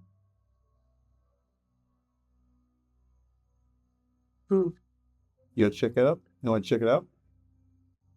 Yeah, I want to check both of these doors out. I'm gonna point to the Al-Sham archive, and I'm gonna point to the center one. But maybe we could, I don't know, check out the archive first. Yeah, I think so too. Yeah. Have I got any feelings from Jacques? Surprisingly, eerie quietness. Oh, that's even creepier. Yeah. The best comparison I can make is, do you know this type of guys who always have something to say? They're always like, I got to be the best in the room. I got to one up everybody. Yeah. I'm uber confident. I know everything. When that guy finally shuts up and you're like, who the hell scared you? That's kind of the feeling you get from Jacques, where it's like, you always are pulling and nagging at me. What's the deal now? What's going on? Marcel will put his hand on your shoulder. Hey, you should be careful. I'm getting bad feel. You don't want to go? I'm just as curious as you, but keep your eyes out. Okay. All right. Well, be careful. Yeah. Then I'll open the door. You Yeet. reach forward and touch the door and go to open it, and then you feel as that door that's partially open slam closed, and those doors are set tight and shut. You jump back from the reverberation. At the same time, the rest of the group, you guys also hear a loud door slamming, but it's a little muffled and it kind of echoes through the building just a bit, but you hear it. The rest of this building is so quiet, but you swear you feel below you and then the sound of a loud slam echo through somewhere. You all feel that? Yeah. Yeah. I'm gonna. Can I try to find any footprints or anything to follow? I would let you roll, but even on a nat 20, there's not really any signs of life here. Okay. It's, for lack of a better term, very dead. Uh-huh. But I see I'm just gonna take off towards the noise, but yeah, if you guys want to give me an investigation check to start finding it, I'll let whoever wants to roll go ahead. You can all split up and each roll once, but you guys go ahead. Can I just give Adira help? Yeah, what's Athera roll at? No, I'm not. No, I'm just gonna try to touch it again. I'm a little bit more I'm not clear. You grab the handle and try to push it a little bit, and that thing is solidly shut. And it's weird because it's an old, decrepit door, right? Yeah, it's still worn, but you notice that it's not like the others. It's not broken or disheveled as much. It's definitely aged and slightly decayed, but then something is holding it in place here. If it has a lock, that's a big lock. You go to push it and it doesn't even rattle. It's just stuck. Can you wedge it open with chalk or something? I don't really want to break it. I could wedge it open with my crowbar. Oh. You could try that. Yeah. Marcel will pull out his crowbar. What I need to roll? Give me an athletics check, I guess. Oh, yeah. Athera, maybe what if Athera helps? Sure. Yes, you can push on it. Great. All right, while you roll that, who out of you guys rolled above a 15 on that investigation? No roll. we Got exactly 15. We got 11 plus 4. Cool. Everybody else? I got a 17. Oh, we're all rolling. Wow, what are we You don't doing? have to. Which, What- that's what true is this too. for? Kira. I'm looking for the noise. Oh, we're Investigation. trying And that one. Oh, I got a It, 6. wait, if it's, can it be perception? Because I'm This one's going to be investigation. That, please. no. The only exception I'll give is Leo, give me one more religion check, and then the rest of them you'll have to ask me for.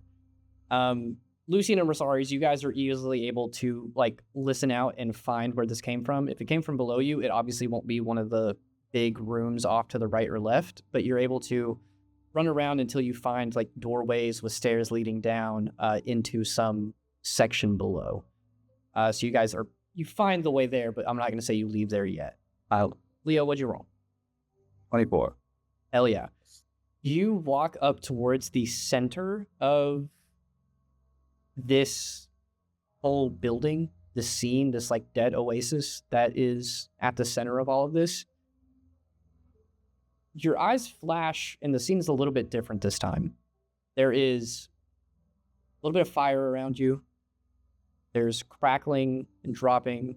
There's the whispered hushes of people. And you look up, and it's almost from a first-person perspective, you must be standing in this person's spot. But you look up, and you are holding this elvish person by their throat up off the ground. And then you feel the weight of their neck snap beneath your hand, and then you drop them on the ground. and then you're back where you're at, and you look down, and then buried in the sand of this oasis, you see a couple of bones that have remained here. Some of them are gone, but you see one or two down in the sand. Before, I think Leo is probably going to be feeling a little dizzy after this one and kind of loses balance a little bit, but catches himself. Flo doesn't say anything. Rosaris and Leo, you guys found the door. Let's go.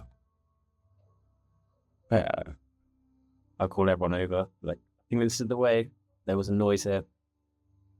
And I know this is stupid out of character, but in character, I'm just going to try to open it. Oh, yeah, the one that leads down, you guys just open. It's Okay. no holds barred. Oh, nice. So you guys all head down, I'm assuming. Mm-hmm. Yeah. Cool. Atira Marcel, what'd you get on that athletics check? Well, their turn to bear breaks it. Do you? Do you? Nah, she's not there yet. Okay, let me try my athletics. Mr. -1. Me too. Yay! Advantage -1. Yay. 18. Hey, 18's pretty solid. You get the crowbar wedged in. You go underneath, close to the hinge, and you start pushing down to try to get this thing to pop off. You even put your full body weight on it and jump up and down. You guys are trying to push it. There's a little tiny staircase leading up to this, and you feel your crowbar bend a little bit as it is prying against this door, and it's not moving, not budging.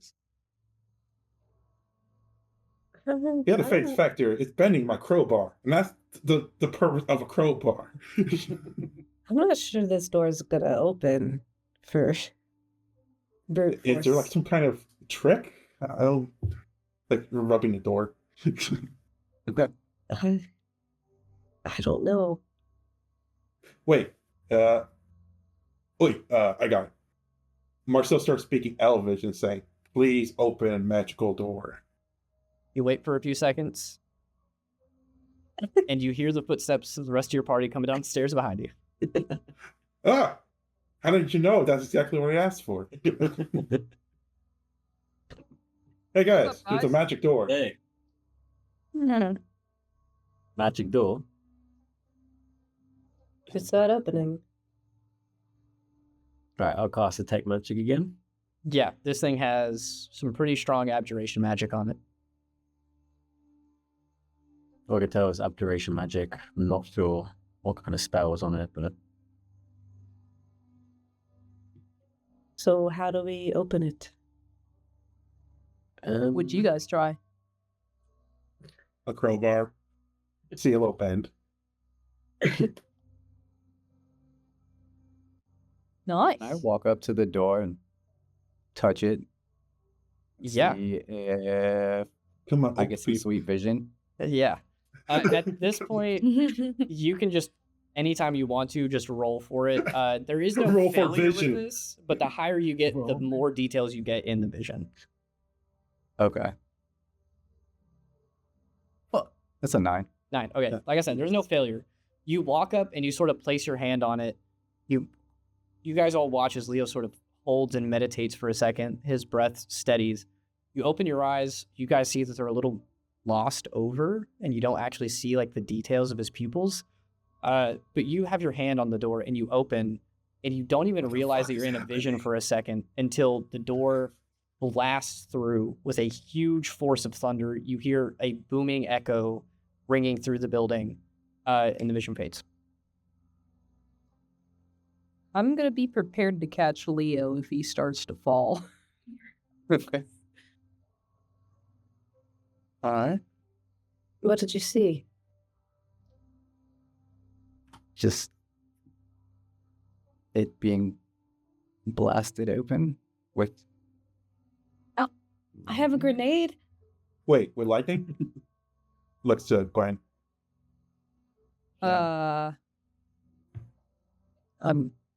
Should I? Yeah. Might as well. I said I shouldn't. Yo, wits. All right. Wait, what? You said I shouldn't. Yeah. No, I said- Yeah. Oh, wait, Earlier. forget what I said. Just do it. Okay, cool. I'm gonna use my breath weapon on the door. Cool. Give me a D8 really quick. A D8. D8. Mark that one sit there. Where's my What do we D8? miss? I don't know. I got a 4. Cool. Rosaris, can you make a dexterity saving throw? You use your breath weapon and shoot it at the door, and it bounces and reflects back, and it's jumping straight for Rosaris if he doesn't jump out of the way in time. Natural 20 for a 19. Cool. You Nice. don't take any damage. Nice. You watch as the lightning hits the door, and as it shoots back at you, this is not like the fast lightning that we see in nature. This is like a spell lightning, so it like shoots out and then bounces and reflects, and just in time you're able to like duck and turn, and it just grazes your armor and shoots off and hits a corner up the room. Sorry. Yeah, you're fine.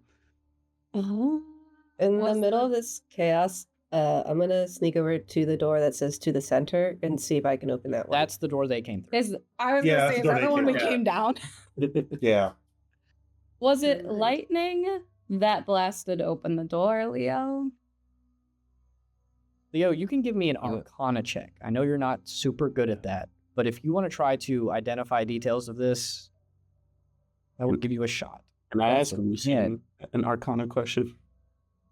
Leo, it's definitely some like lightning or thunder related magic, but it's not anything that you recognize, and it was way more powerful than something you'd be capable of.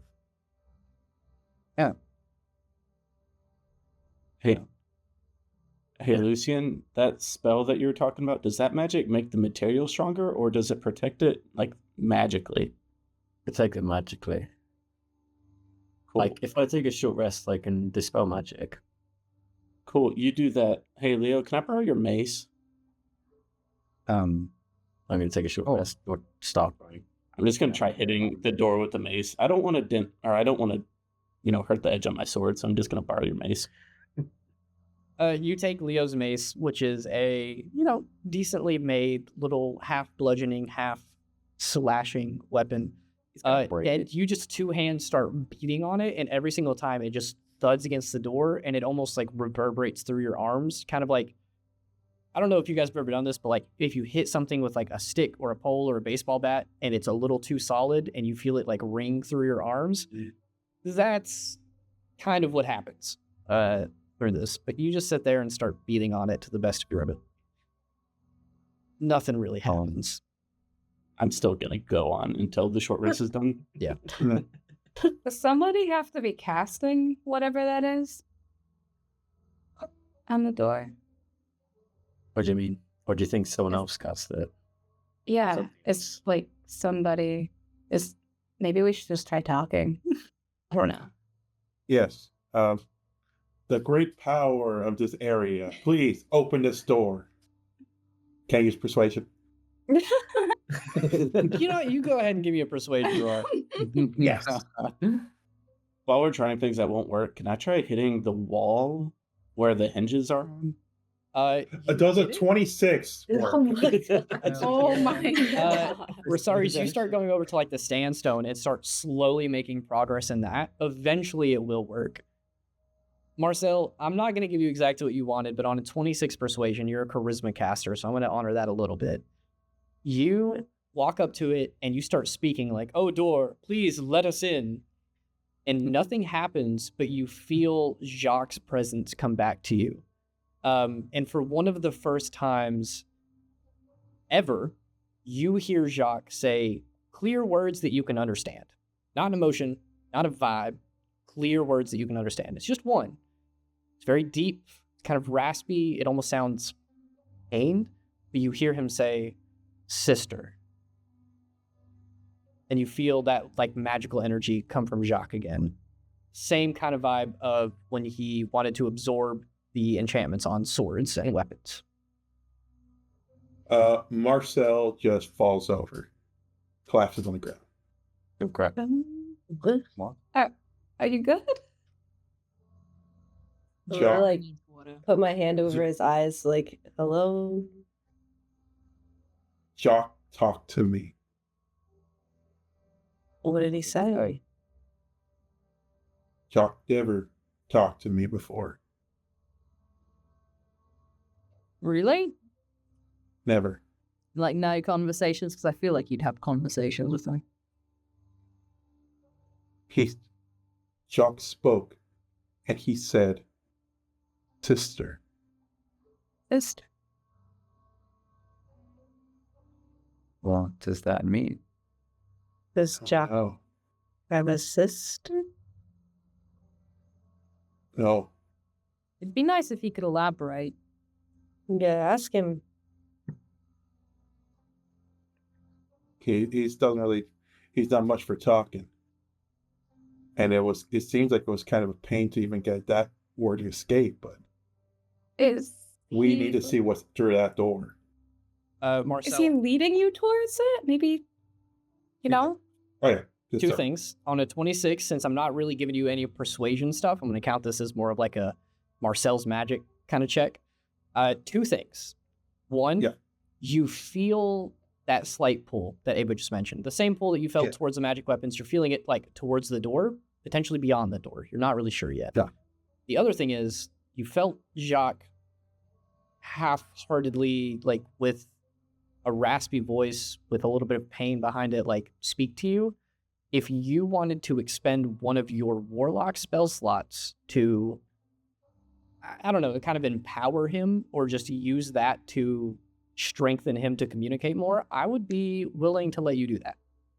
Oh yeah, Marcel will definitely do that. And how I would do it is like you just see him gripping in the blade, just like squeezing it. And you got instead of seeing blood, you guys just see like kind of like magical ichor kind of start entering into Jock. That's him squeezing out a spell slot. Yep. So you go through that process, that sort of magical ichor. What color is that for you? Purple. Purple. So like this Royal, baby. brilliant, sparkling purple color emits from Marcel, not from any wound, but just from his very magical essence, and begins to flow into the sword, which absorbs it. And you guys even see like some of the very minor scratches and imperfections just from being out in the sandy weather heal up and begin to close themselves. And when you do that, Marcel, you feel life come back into Jacques. Do you just want to let Jacques speak, or you want to ask a question? Marcel would just let Jacques speak because he's without words. It's something that for years he never was able to get out of. The voice is still deep and raspy, which I can't do. Look at me. But you hear this time. Marcel, I am your father. This time it's a full sentence. You hear Jacques speaking to you. You can feel like it's almost like someone making eye contact with you. But he says, "Bring me to my sister." Jacques grabs his sword and he wants to maybe like stab it into this door. Like you poke at the door. Give me. I'm gonna call this another persuasion check. I would want to say Arcana, but you're a charisma caster, so we're gonna say persuasion. How about performance? I'll take it. It doesn't matter to me. Charisma is the key here. And it's a 9. Cool. You stab it in, and you start trying to like channel magic and focus it and harness it, and you feel Jacques' sort of power of absorbing magic. But it starts conflicting with you trying to control it. As soon as you start trying to make it happen, it starts like weakening and lessening. So on that low roll, I'm going to say the issue is you start by trying to, do it. And then you realize it's not you. This is Jacques. You lean forward and you tap him against the door and you just sort of let him do whatever. And Lucian, you watch as the sort of blue film covering this door gets sucked into Jacques. Marcel, whatever enchantment you had on Jacques before, if you had a special one, not including +1, +2, anything like that, Jacques can now act as an immovable rod. The sword's just standing there. Guys, you Yeah. see that?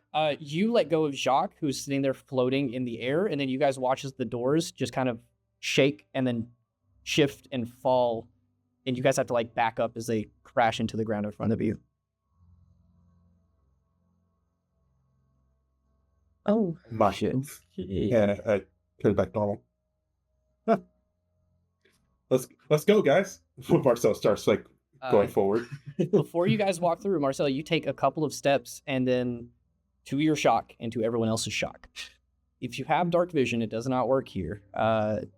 Marcel, even your vision is dimmed and darkened, which you're not used to. My devil vision? Your devil vision, it's not oh, you can't not see, but it's darkened just in this corridor, and at the other end of it, you are the only one who can see. The rest of you guys, it's almost like a wall of darkness and shadows that you can't walk through. You see at the other end a large pair of eyes with a very vertical slit retina. They are a glowing amber color, and you watch as they blink at you, and then you recognize them, and then they move off, and you hear like a gust of wind as whatever that was goes off into those archives. And we're going to take a break right there. Yay! Yeah. So we'll be right back. Give us 5-10 minutes or so, and we'll run to the bathroom, grab some snacks, and we'll be We right need back. to pee. We need to pee. We all have to pee. So we'll be right back.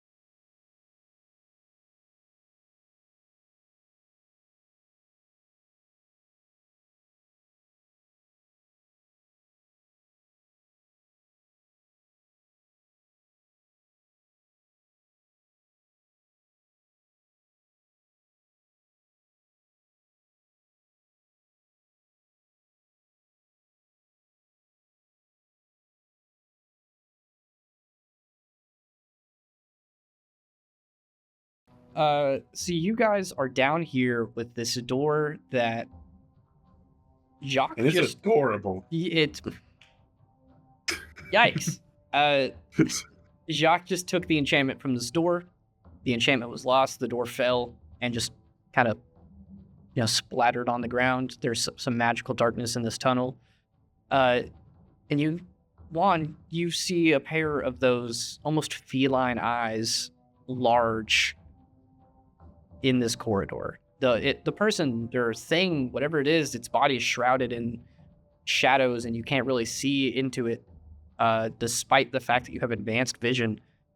But you do see that set of glowing eyes, and you see it run off. Guys,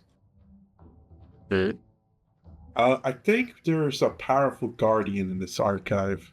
I saw its eyes. where do you see anything? It's so dark. Well, see, I have special eyes, and that thing. And here's the thing: my eyes are very special, and I couldn't really make true heads and tails what the thing is. Only I could see its eyes. So that's some advanced darkness. Do we explore further in? I guess I'm leading the way Guys. since I can see. Guys. Yeah. Whose hand am I holding? Not Roll a mine. D20. If you really want to, roll a d8. You got 6 options, but if you get a 7 and an 8, You're holding your own hand. You're holding your own hand. Heck yeah. I got a 4. cool. For stories again. Oh, Gwen, I Yeah? appreciate the thought, but please let go. I can't see in here.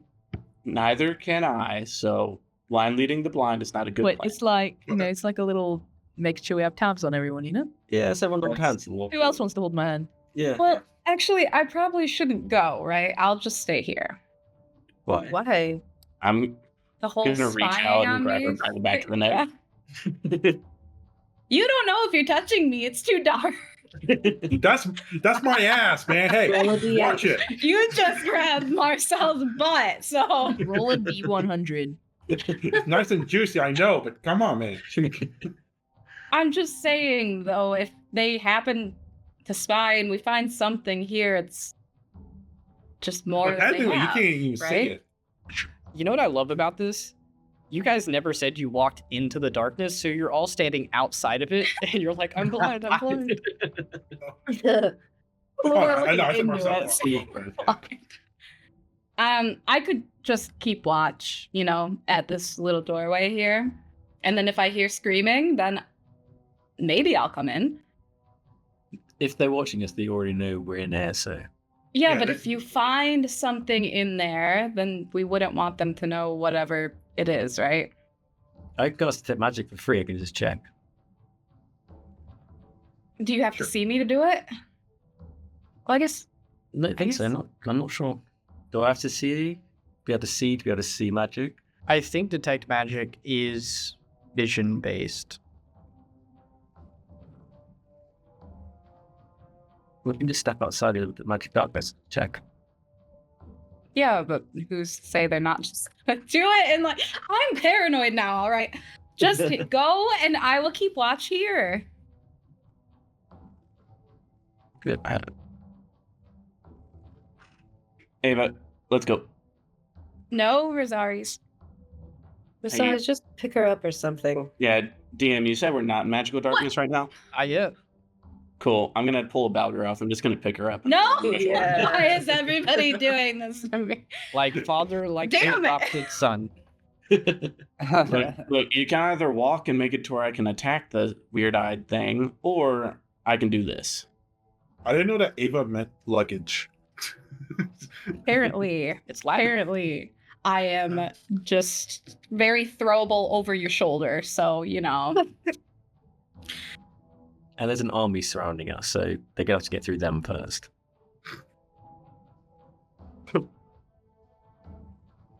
So, you guys are... And Marcel's going forward. Yeah.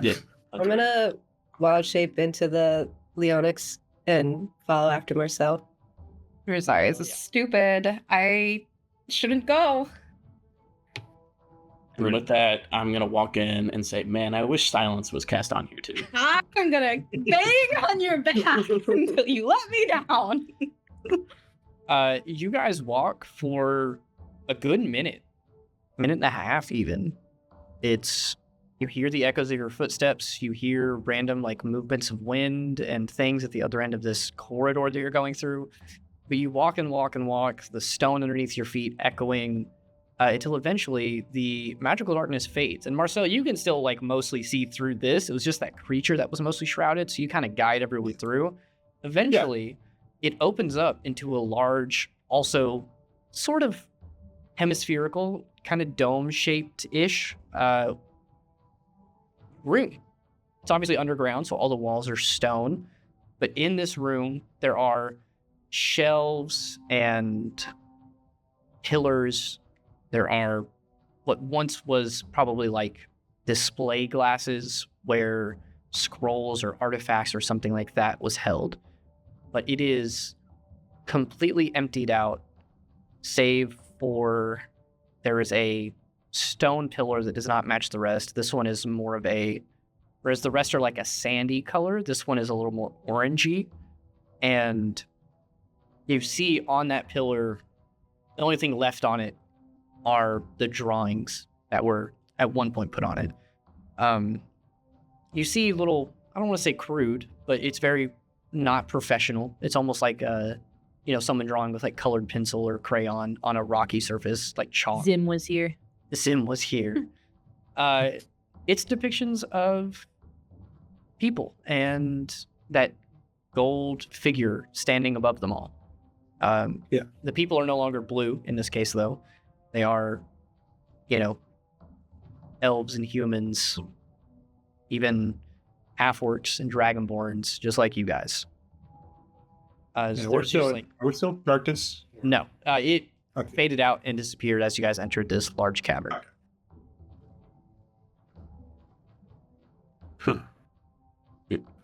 Is jaw ringing or anything like that? No, you feel that like you're moving in the right direction, and Okay. him absorbing that enchantment, he's obviously a little like sated, happy, but you feel like you're moving towards the right spot, but you're not exactly in the right spot. I feel like we're in the right spot. Or we're going towards the place we need to go to. Lead the way.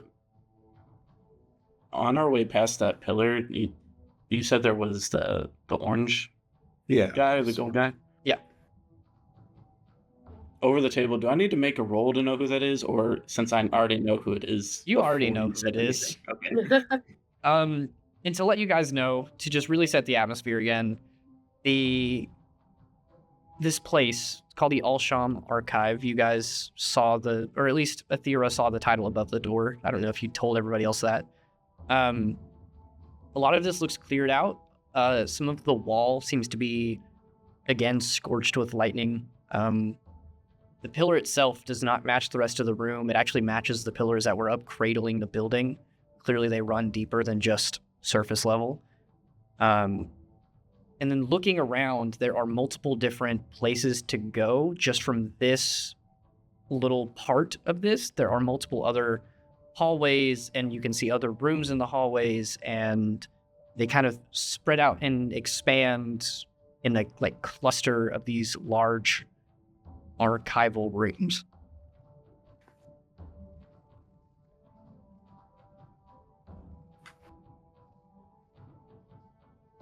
True. Place pretty big. Yeah. Do we want to explore this, or Marcel, are we following your sword? Yeah, I think we're going right, so I'm going to keep trying to follow it if I can. Or is it, or am I kind of getting crossroad? Or I'm not sure. I will let you either make another like charisma check, or you can spend a spell slot to immediately succeed. But the DC for like using your weapon as a compass for this was probably gonna be closer to like 20, 22. Okay, I'll still try to use my check. So, as he does that, I might walk up to Athera and ask her about Piranha. Since 18. I think she was the one that got the bug. Yeah, I'm a large cat. That's right. Yes, she is a large cat. You can try.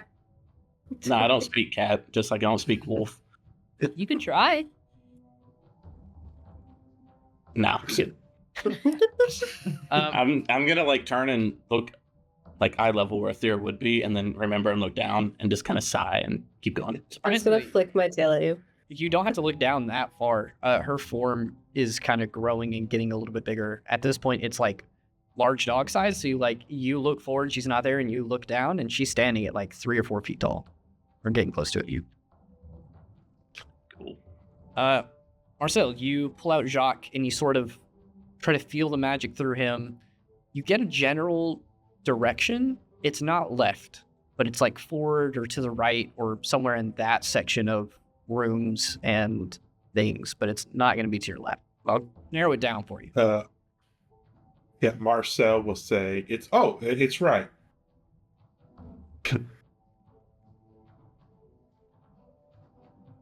We're So like us. walking towards the right. Yeah. You guys go Marcel, through one of the other perfectly confident. corridors. Again, it's like this arched corridor that's about 15 feet wide. It's got a couple more murals on it, all depicting various, like, good, kind acts from this. Athera, you know the figure is the golden figure, but all of these paintings depict it as, like, blue. So this character is going around feeding people, healing people. You watch as people walk up with ailments and injuries, scars and cuts, and then as they walk away, they're completely healed. You go to the next room. This one's also looking like it was ransacked or destroyed. There's bits of broken glass. There's torn pages and pieces of leather kind of strewn about.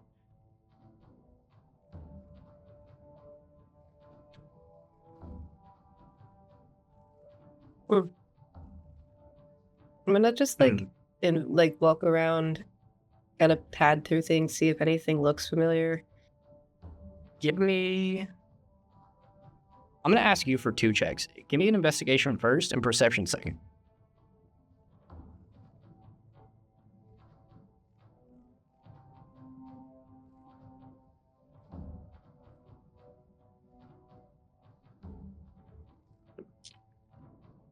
An investigation is a 3. Nice. And my perception 14. Investigation 3, you look around and the only things you find are essentially like trash and rubble of what could have been here at one point. Anything that has any value is completely lost. Perception on a 13, I'm going to keep that number in mind, but you don't see anything quite yet.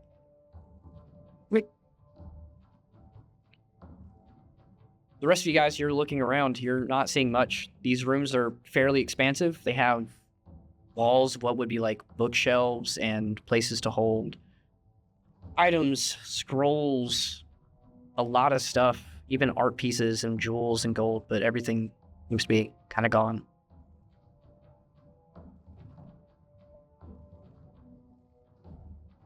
Tragic.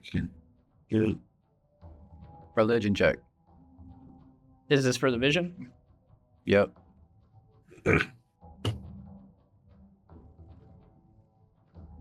11. You focus again, calling upon that like feeling that you get here, connected to it somehow. You look down the corridor to your left, like the open corridor. There are a couple of like, stone walls and maybe like a stone door or two around you, but you look down the corridor to the left, and then you, from this first person's perspective again, you're looking down the corridor, and then you feel your body shoot forward 50 feet and attack and break something, and you listen as like stone clatters across the ground, and then you're back on your feet.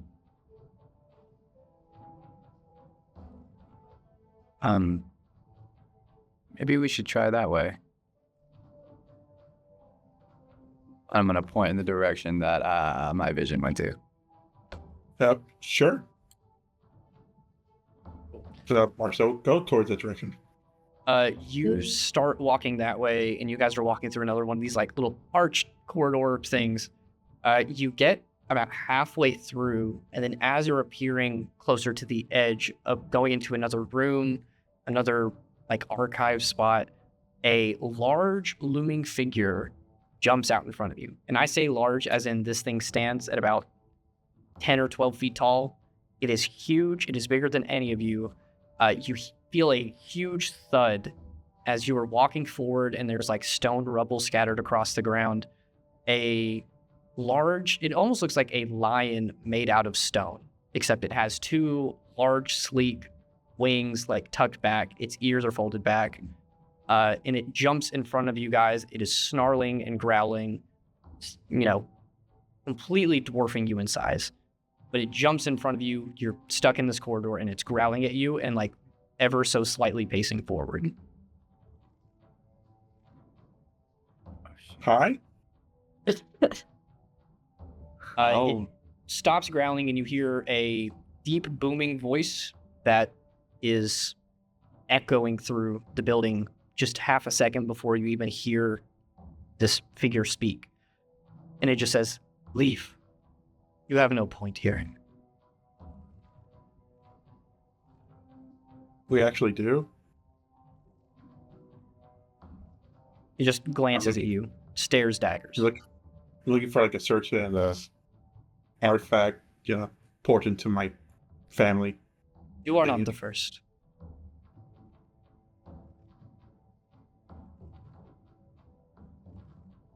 Me as in Marcel or my family?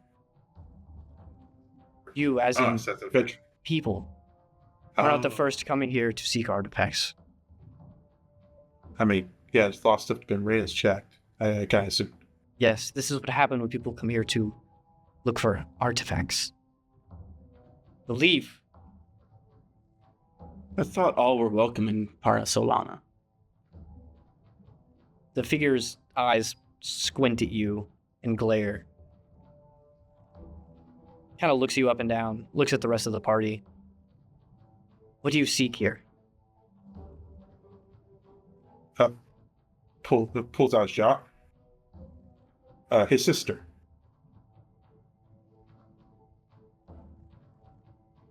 The figure stands up, kind of adjusts itself.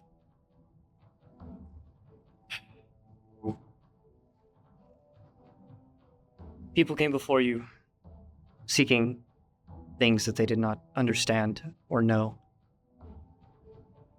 They did not take them. And neither will you. You are welcome here, but you will receive no additional help from me getting into what lies beneath the city. And then the figure will sort of back up, and then it almost seems like it's protecting that sort of area where that rubble is, but it clears a path for you guys to walk out of this corridor and into the room, if you want to go. Do I maybe recognize what the thing is at all, or no? Give me a Really big. history check, I guess. Or I'll let you do like a nature check if you want to. Actually, wait, no, hold on. I'm going to give you two. History or religion. One or the other. They're like the same thing, man. They're probably the same thing. It doesn't matter. Can I do one? I'm going to let Gwen, because I'm pretty sure Gwen Okay. took magical creatures, right? Okay. Did I? Did you? No, that wasn't one of your classes, was it? I don't No. think so. Okay, no. They took psychology or something dumb. Oh, I think Athera is going to take that. Do I just happen to recognize it because I'm me?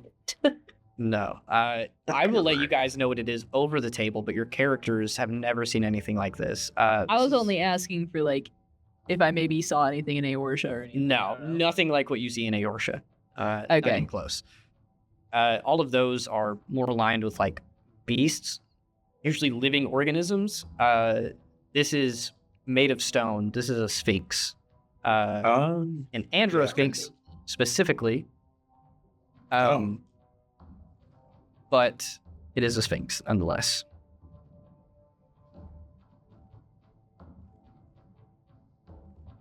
I mean, even if we don't know who it is, I mean, it's really big, so we don't want to piss them off. Yeah, probably not. Have you been here this whole time? Me? Yes. Did the Cortez, the Chef Cortez, come here? They did. And you didn't defend the place? I did. As did, and the Sphinx looks at the ground, and you see. Did I say that right? Is it Androsphinx or it's Gynosphinx? Sorry. Oh, The Sphinx looks at the ground, and you see scattered rubble. The stone doesn't quite match the walls. You just hear that voice again, kind of like almost echoing through the halls before the mouth moves to speak. And she just says, "And so did he. He gave his life for protecting this place." I'm sorry, Thank you. but people are coming that are much more dangerous than us. We're going to defend the place, but you'll probably be overrun in a week. Whoever you're defending is going to be taken. They come, they will have no choice. They kill me, then they will have no way to access these halls. oh, We've accessed them. Sure. And what relics would you acquire from these rooms? She looks around and you see the empty shelves and the occasional pillar with more shelves that are just empty. The only things left here are secrets I have pledged to keep. And that pledge I will keep. We will not be receiving any of them. I just want to reunite them with their family. How long have you been down here?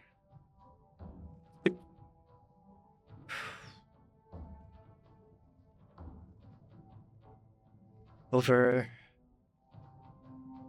1,500 years.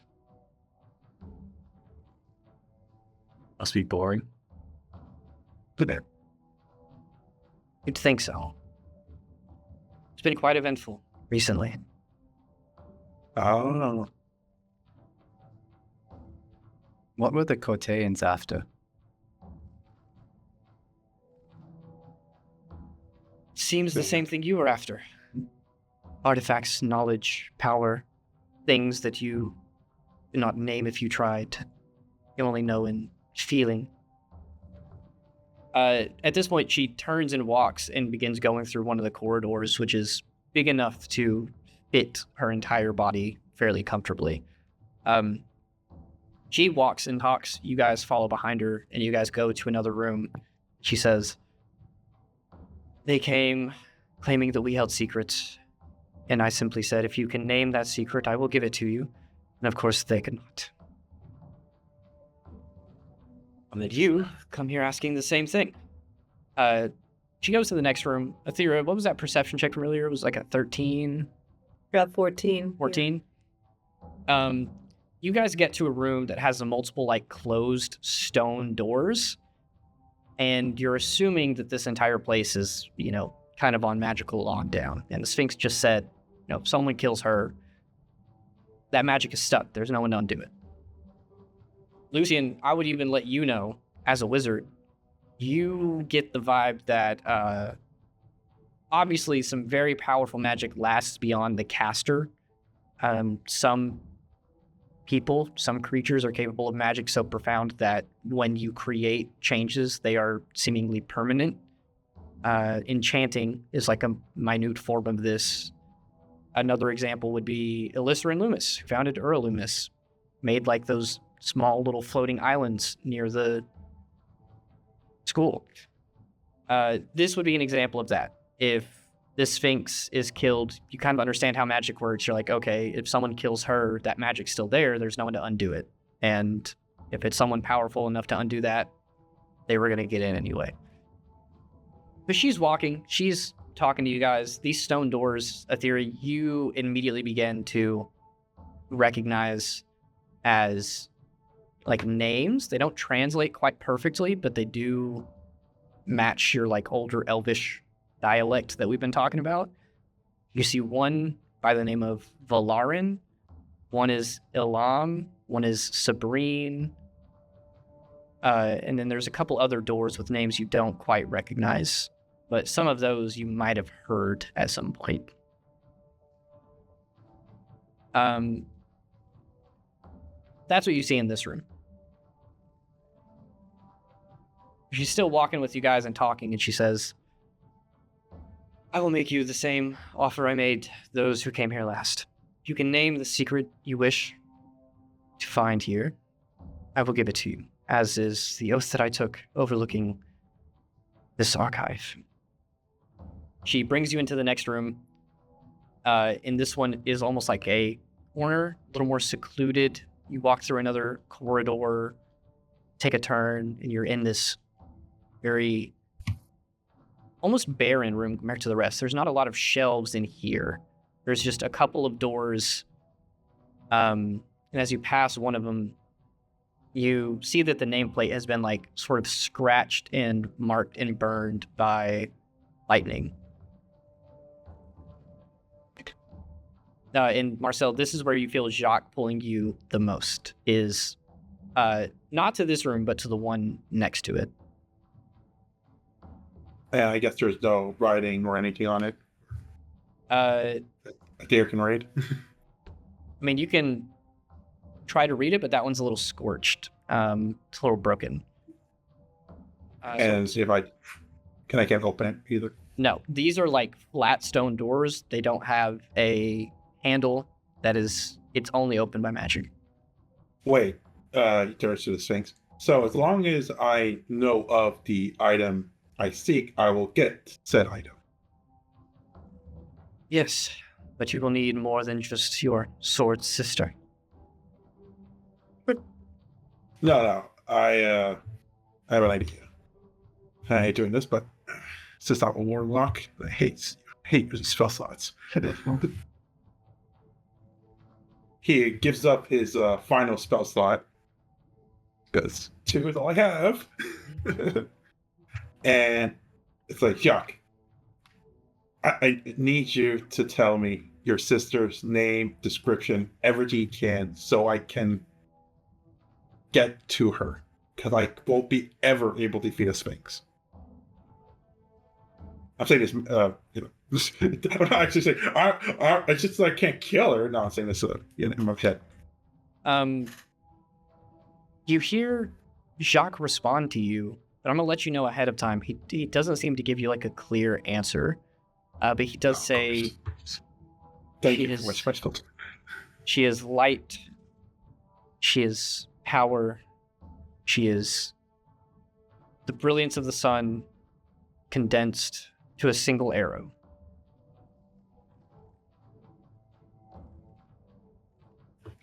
Turns to the Sphinx. I have a question. Sphinx, I may answer. can I give you the description? You can. And You can try. It is, I'm looking for something that's bright, that contains the radiance of a sun towards like an arrow. Congratulations, you have found it. It is this city. Oh. What? That is sarcasm. If you did not pick up. So I can't pick up sarcasm. You are standing in what once was the brightest city in the world. You have found the. It's not an arrow. I know of what you speak, but clearly you do not. If you give me the name of the one who wielded your item's sister, that will suffice. But for now, I will leave you in your ignorance.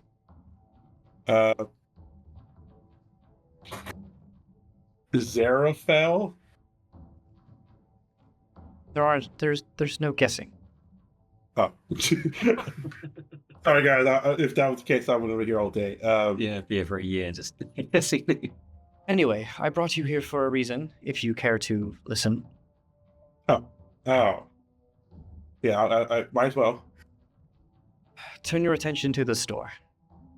She turns, and one of the doors that's like, scarred with lightning, you can make out part of the word up there if you guys want to try to piece it together as to what it is. There's like some lightning marks on it. It's a little hard to read. But on the door, you see her eyes flash with a like yellowish white magic, and some words appear on the door. And it's writing, not in Elvish, not in Ancient Elvish, but in Common, that says, "You may come and threaten our city, but we will not cower. We will follow our secrets to the grave and honor our pacts." You see that written on the door, and then she says, "I will show you the repercussions of the actions of the kind like yours who come seeking knowledge they are not capable of wielding and requesting things that they do not have any right to." Her eyes flash again, and the door lifts up and moves, and you guys see inside this room, a little square room. It's not very big, but there is something that is a little familiar to you guys. It is Lucian would recognize this immediately, teleportation circle, but it is busted and broken. It was made of like this beautiful polished stone. It had gems laid all throughout it.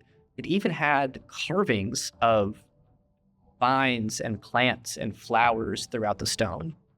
But the entire thing is shattered beyond recognition. If you attempted to recreate this, it's busted and gone.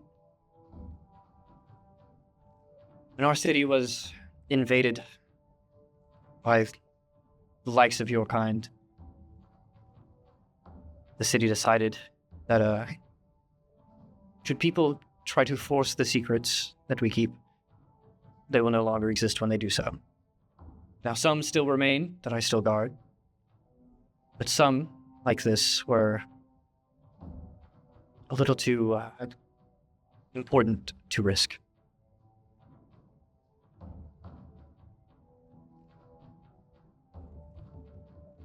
She flashes her eyes again, and the door lowers and closes, and she begins turning and walking away. While she's walking, I've used my ability, magical cunning, and regain one of my expenditures. Hey, wait a minute. Oh yeah. Thing, no, not stone thing. Stone woman. My name is Misafra. You may call me that. Okay, Nisafra. Do you know what's the deal with the apparent, like, shadow, ghost people in the city? There are no ghosts in the city. Okay, Shadows in the city. okay, then are you on fucking drugs, Ava? What's going on? Marcel looks at Gwen. Please don't piss that thing off. They're moving. Okay. It wasn't It was normal. Actually, I didn't see All them. right. That was all I wanted to ask. I- It was kind of freaky. I might be crazy. What do you speak of? It's been a tough week. Oh, yeah, there's like also this other eye thing. Was that you? It's like darkness that even I barely can see through. Yes, that is to help keep this place secure. But what do you speak of? Shadows and ghosts. Go on and tell her, Ava. No, I think I'm just what crazy. do you mean, no? I'm obviously having a mental breakdown still, so. Well, this is like her city. You might as well, if you saw something, you should tell her, you know? Oh, well, no, you're all acting like I'm crazy, so I'm just gonna sit here on No, I Rosalia's mean- back because I never got off. Okay, well, Oh, yeah, she you're said still she there. saw, like, shadow people following us. You or are something. talking to my butt right now. I just want you to know that. Me? Yep. I'm not talking to you. I'm Oh, talking you're telling to... the Sphinx? Well, I'm Yeah. saying you were talking to my butt. Well, I mean, that's not necessarily a bad thing, but sure, yeah.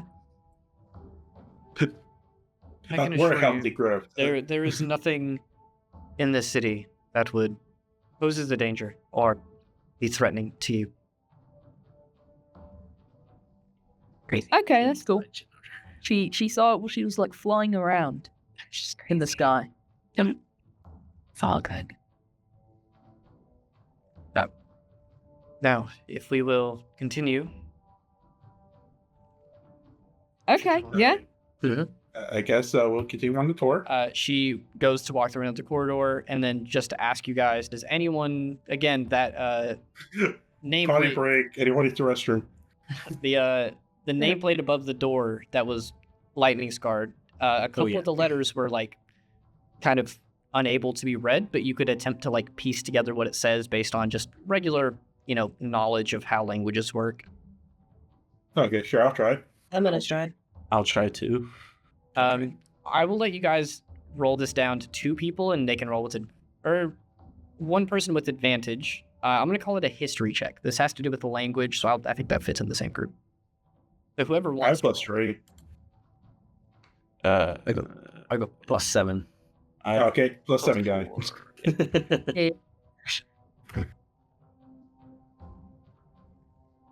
Go, Lucy, with your +7. Huh? What was it? 16. Cool. There are a couple of them that you're able to like figure out based on like the markings that you do see, but there's one of them that you're just not able to fully figure out.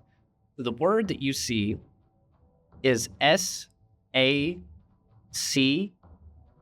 no idea, A, space, DENA. Sakadina. Yeah, SAC, and then that 4th letter, you have no idea what it is. Huh.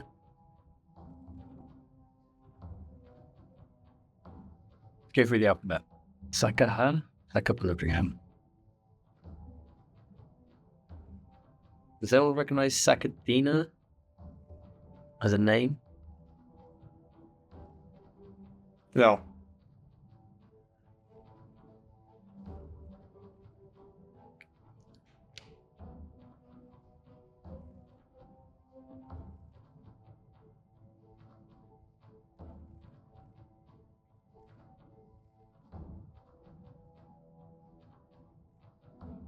Can I make a history check to see if I know anything about it? Sure. The DC is really high though. It's just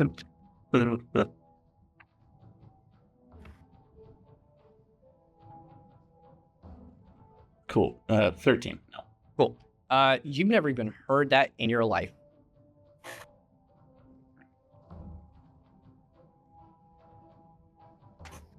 After that, you guys kind of, piece that together. The Sphinx is still walking over to the other room, so she continues and she says, and, young spry one with the sword, this is where your knowledge lies. And she goes to another door, and above it, there is a artistic depiction.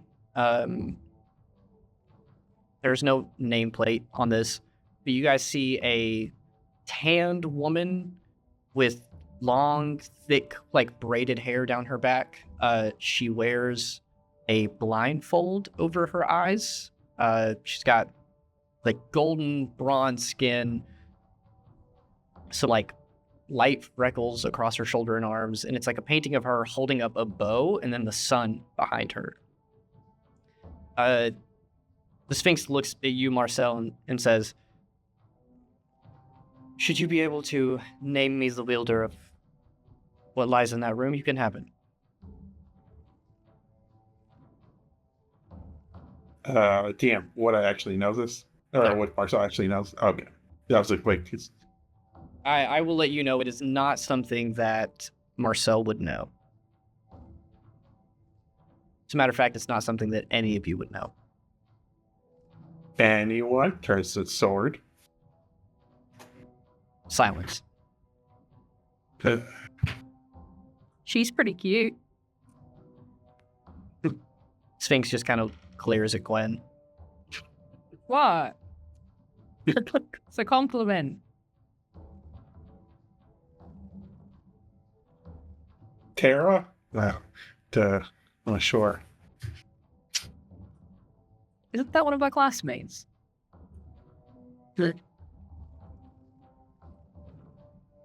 Looks at Jock. Come on, man. I need a name. Please, man. Give the last of my Iker. If you want to expend a spell slot, he'll respond. I'm not guaranteeing one response or the other, though. Okay, no, that's fair. He'll still use it. Cool. You go through the whole thing again. You run your hand along the blade. Purple magic. Just need a name. Jacques says, it's kind of quiet for a second. And then you feel his tone a little more somber. And he says, I will not force their hand. We will retrieve my sister another time. The answer is I would not force my hand. Gotcha. Oh, and I will retrieve my sister another time. That's her name. The Sphinx looks at you and just says, oh, well, excellent. If you have decided to be much more honorable than those who came before you, I appreciate that. You may exit at your own leisure. There's not much to see in these halls other than rubble and what once was. Yeah. Can we just take a short rest here, though? Seems like this place kind of seems safe, technically.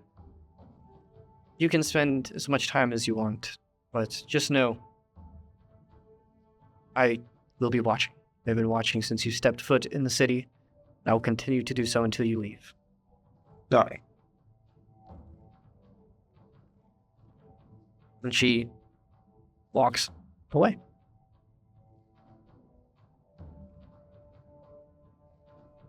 I'm going to attempt to follow the Sphinx, and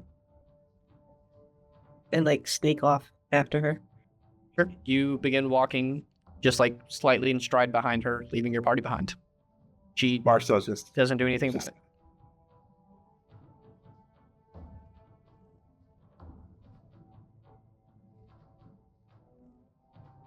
So the rest of you stay there. Athera, what's your game plan with the Sphinx? I want to wait till we're like far enough away that we're alone and not overheard, and then I'm gonna talk to her. Cool. Is this a conversation you want to have in whisper, or you care? Yeah. Cool. Let me do a couple of adjustments really quick and get your video in here. Yep, and Marcel would then stand back up, grab his sword, sees the nearest pillar, and starts attacking with his sword as he is yelling in extreme anger. All right, let's go to whisper, and we'll have a little side combo.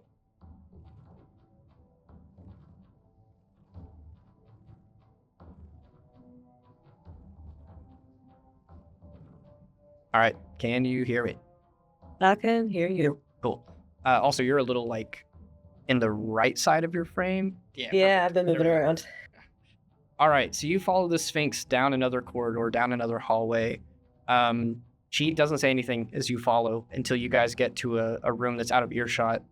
She stops and lets you sort of catch up to her side and looks down at you, and she says, "What do you need?" I'm gonna shift back into my normal form. I know that's secret. I know where the door goes. The teleport? Oh, it was obvious. Your form alone gave that away. Oh. Fair enough. Did you know my people? Did you know how, like, I didn't know that this was connected, that there was even a teleport circle between our lands.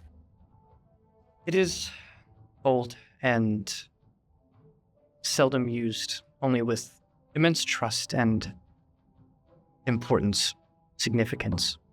But the one who came here was seeking something that lies beyond that teleporter. You mean the people that destroyed this city? They wanted to come to my home. They did not know it, but yes. And I am getting the strong feeling that you do not know it either. No, I didn't. No one's supposed to really... Let me speak a little more clearly. The secret that they came asking about, they did not know it was tied to your home. But, obviously I do. I protected that secret. And I fear that you are in the opposite. You know of your home, but not of your home's secret. Well, can you tell me? I mean... No more than I can give you what lies beyond that door that your friend was asking to open. Is that the secret, or are they separate? Those are separate. It is just an example. I do not give away the secrets that you do not already have the pieces to.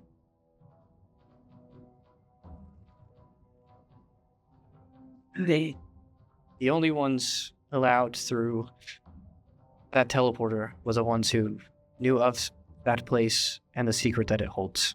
You know one half of that. Learn the other, and you are free to make of it what you can. It is ruined beyond much repair.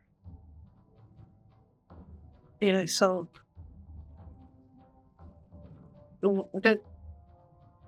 The people from my land who were here before, did they leave anything, or is it all gone? Is it all destroyed?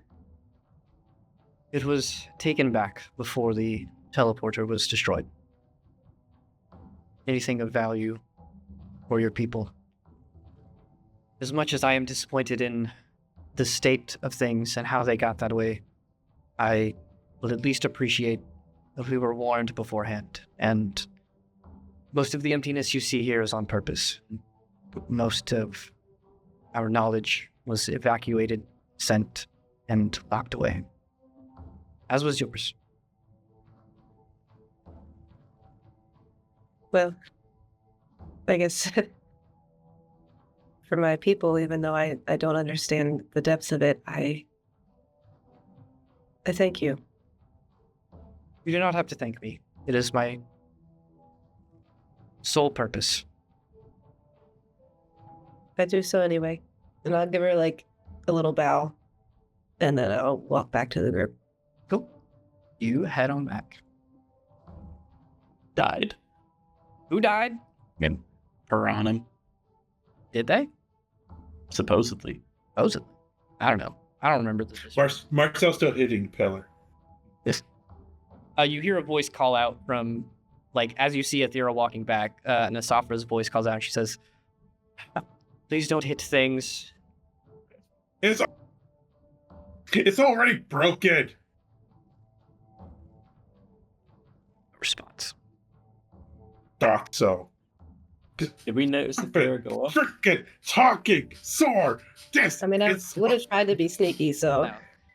I'm going to say you guys all watched Athera walk away with the Sphinx, and maybe in light of the, the vibe of the Sphinx, you let them have their side conversation. Oh, yeah.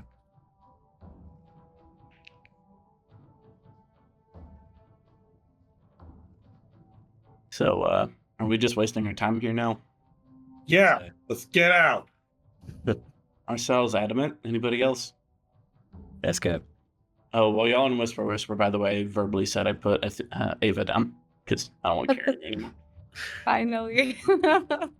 Cool. I fully thought it happened a while ago, but I'll take it now. Nope.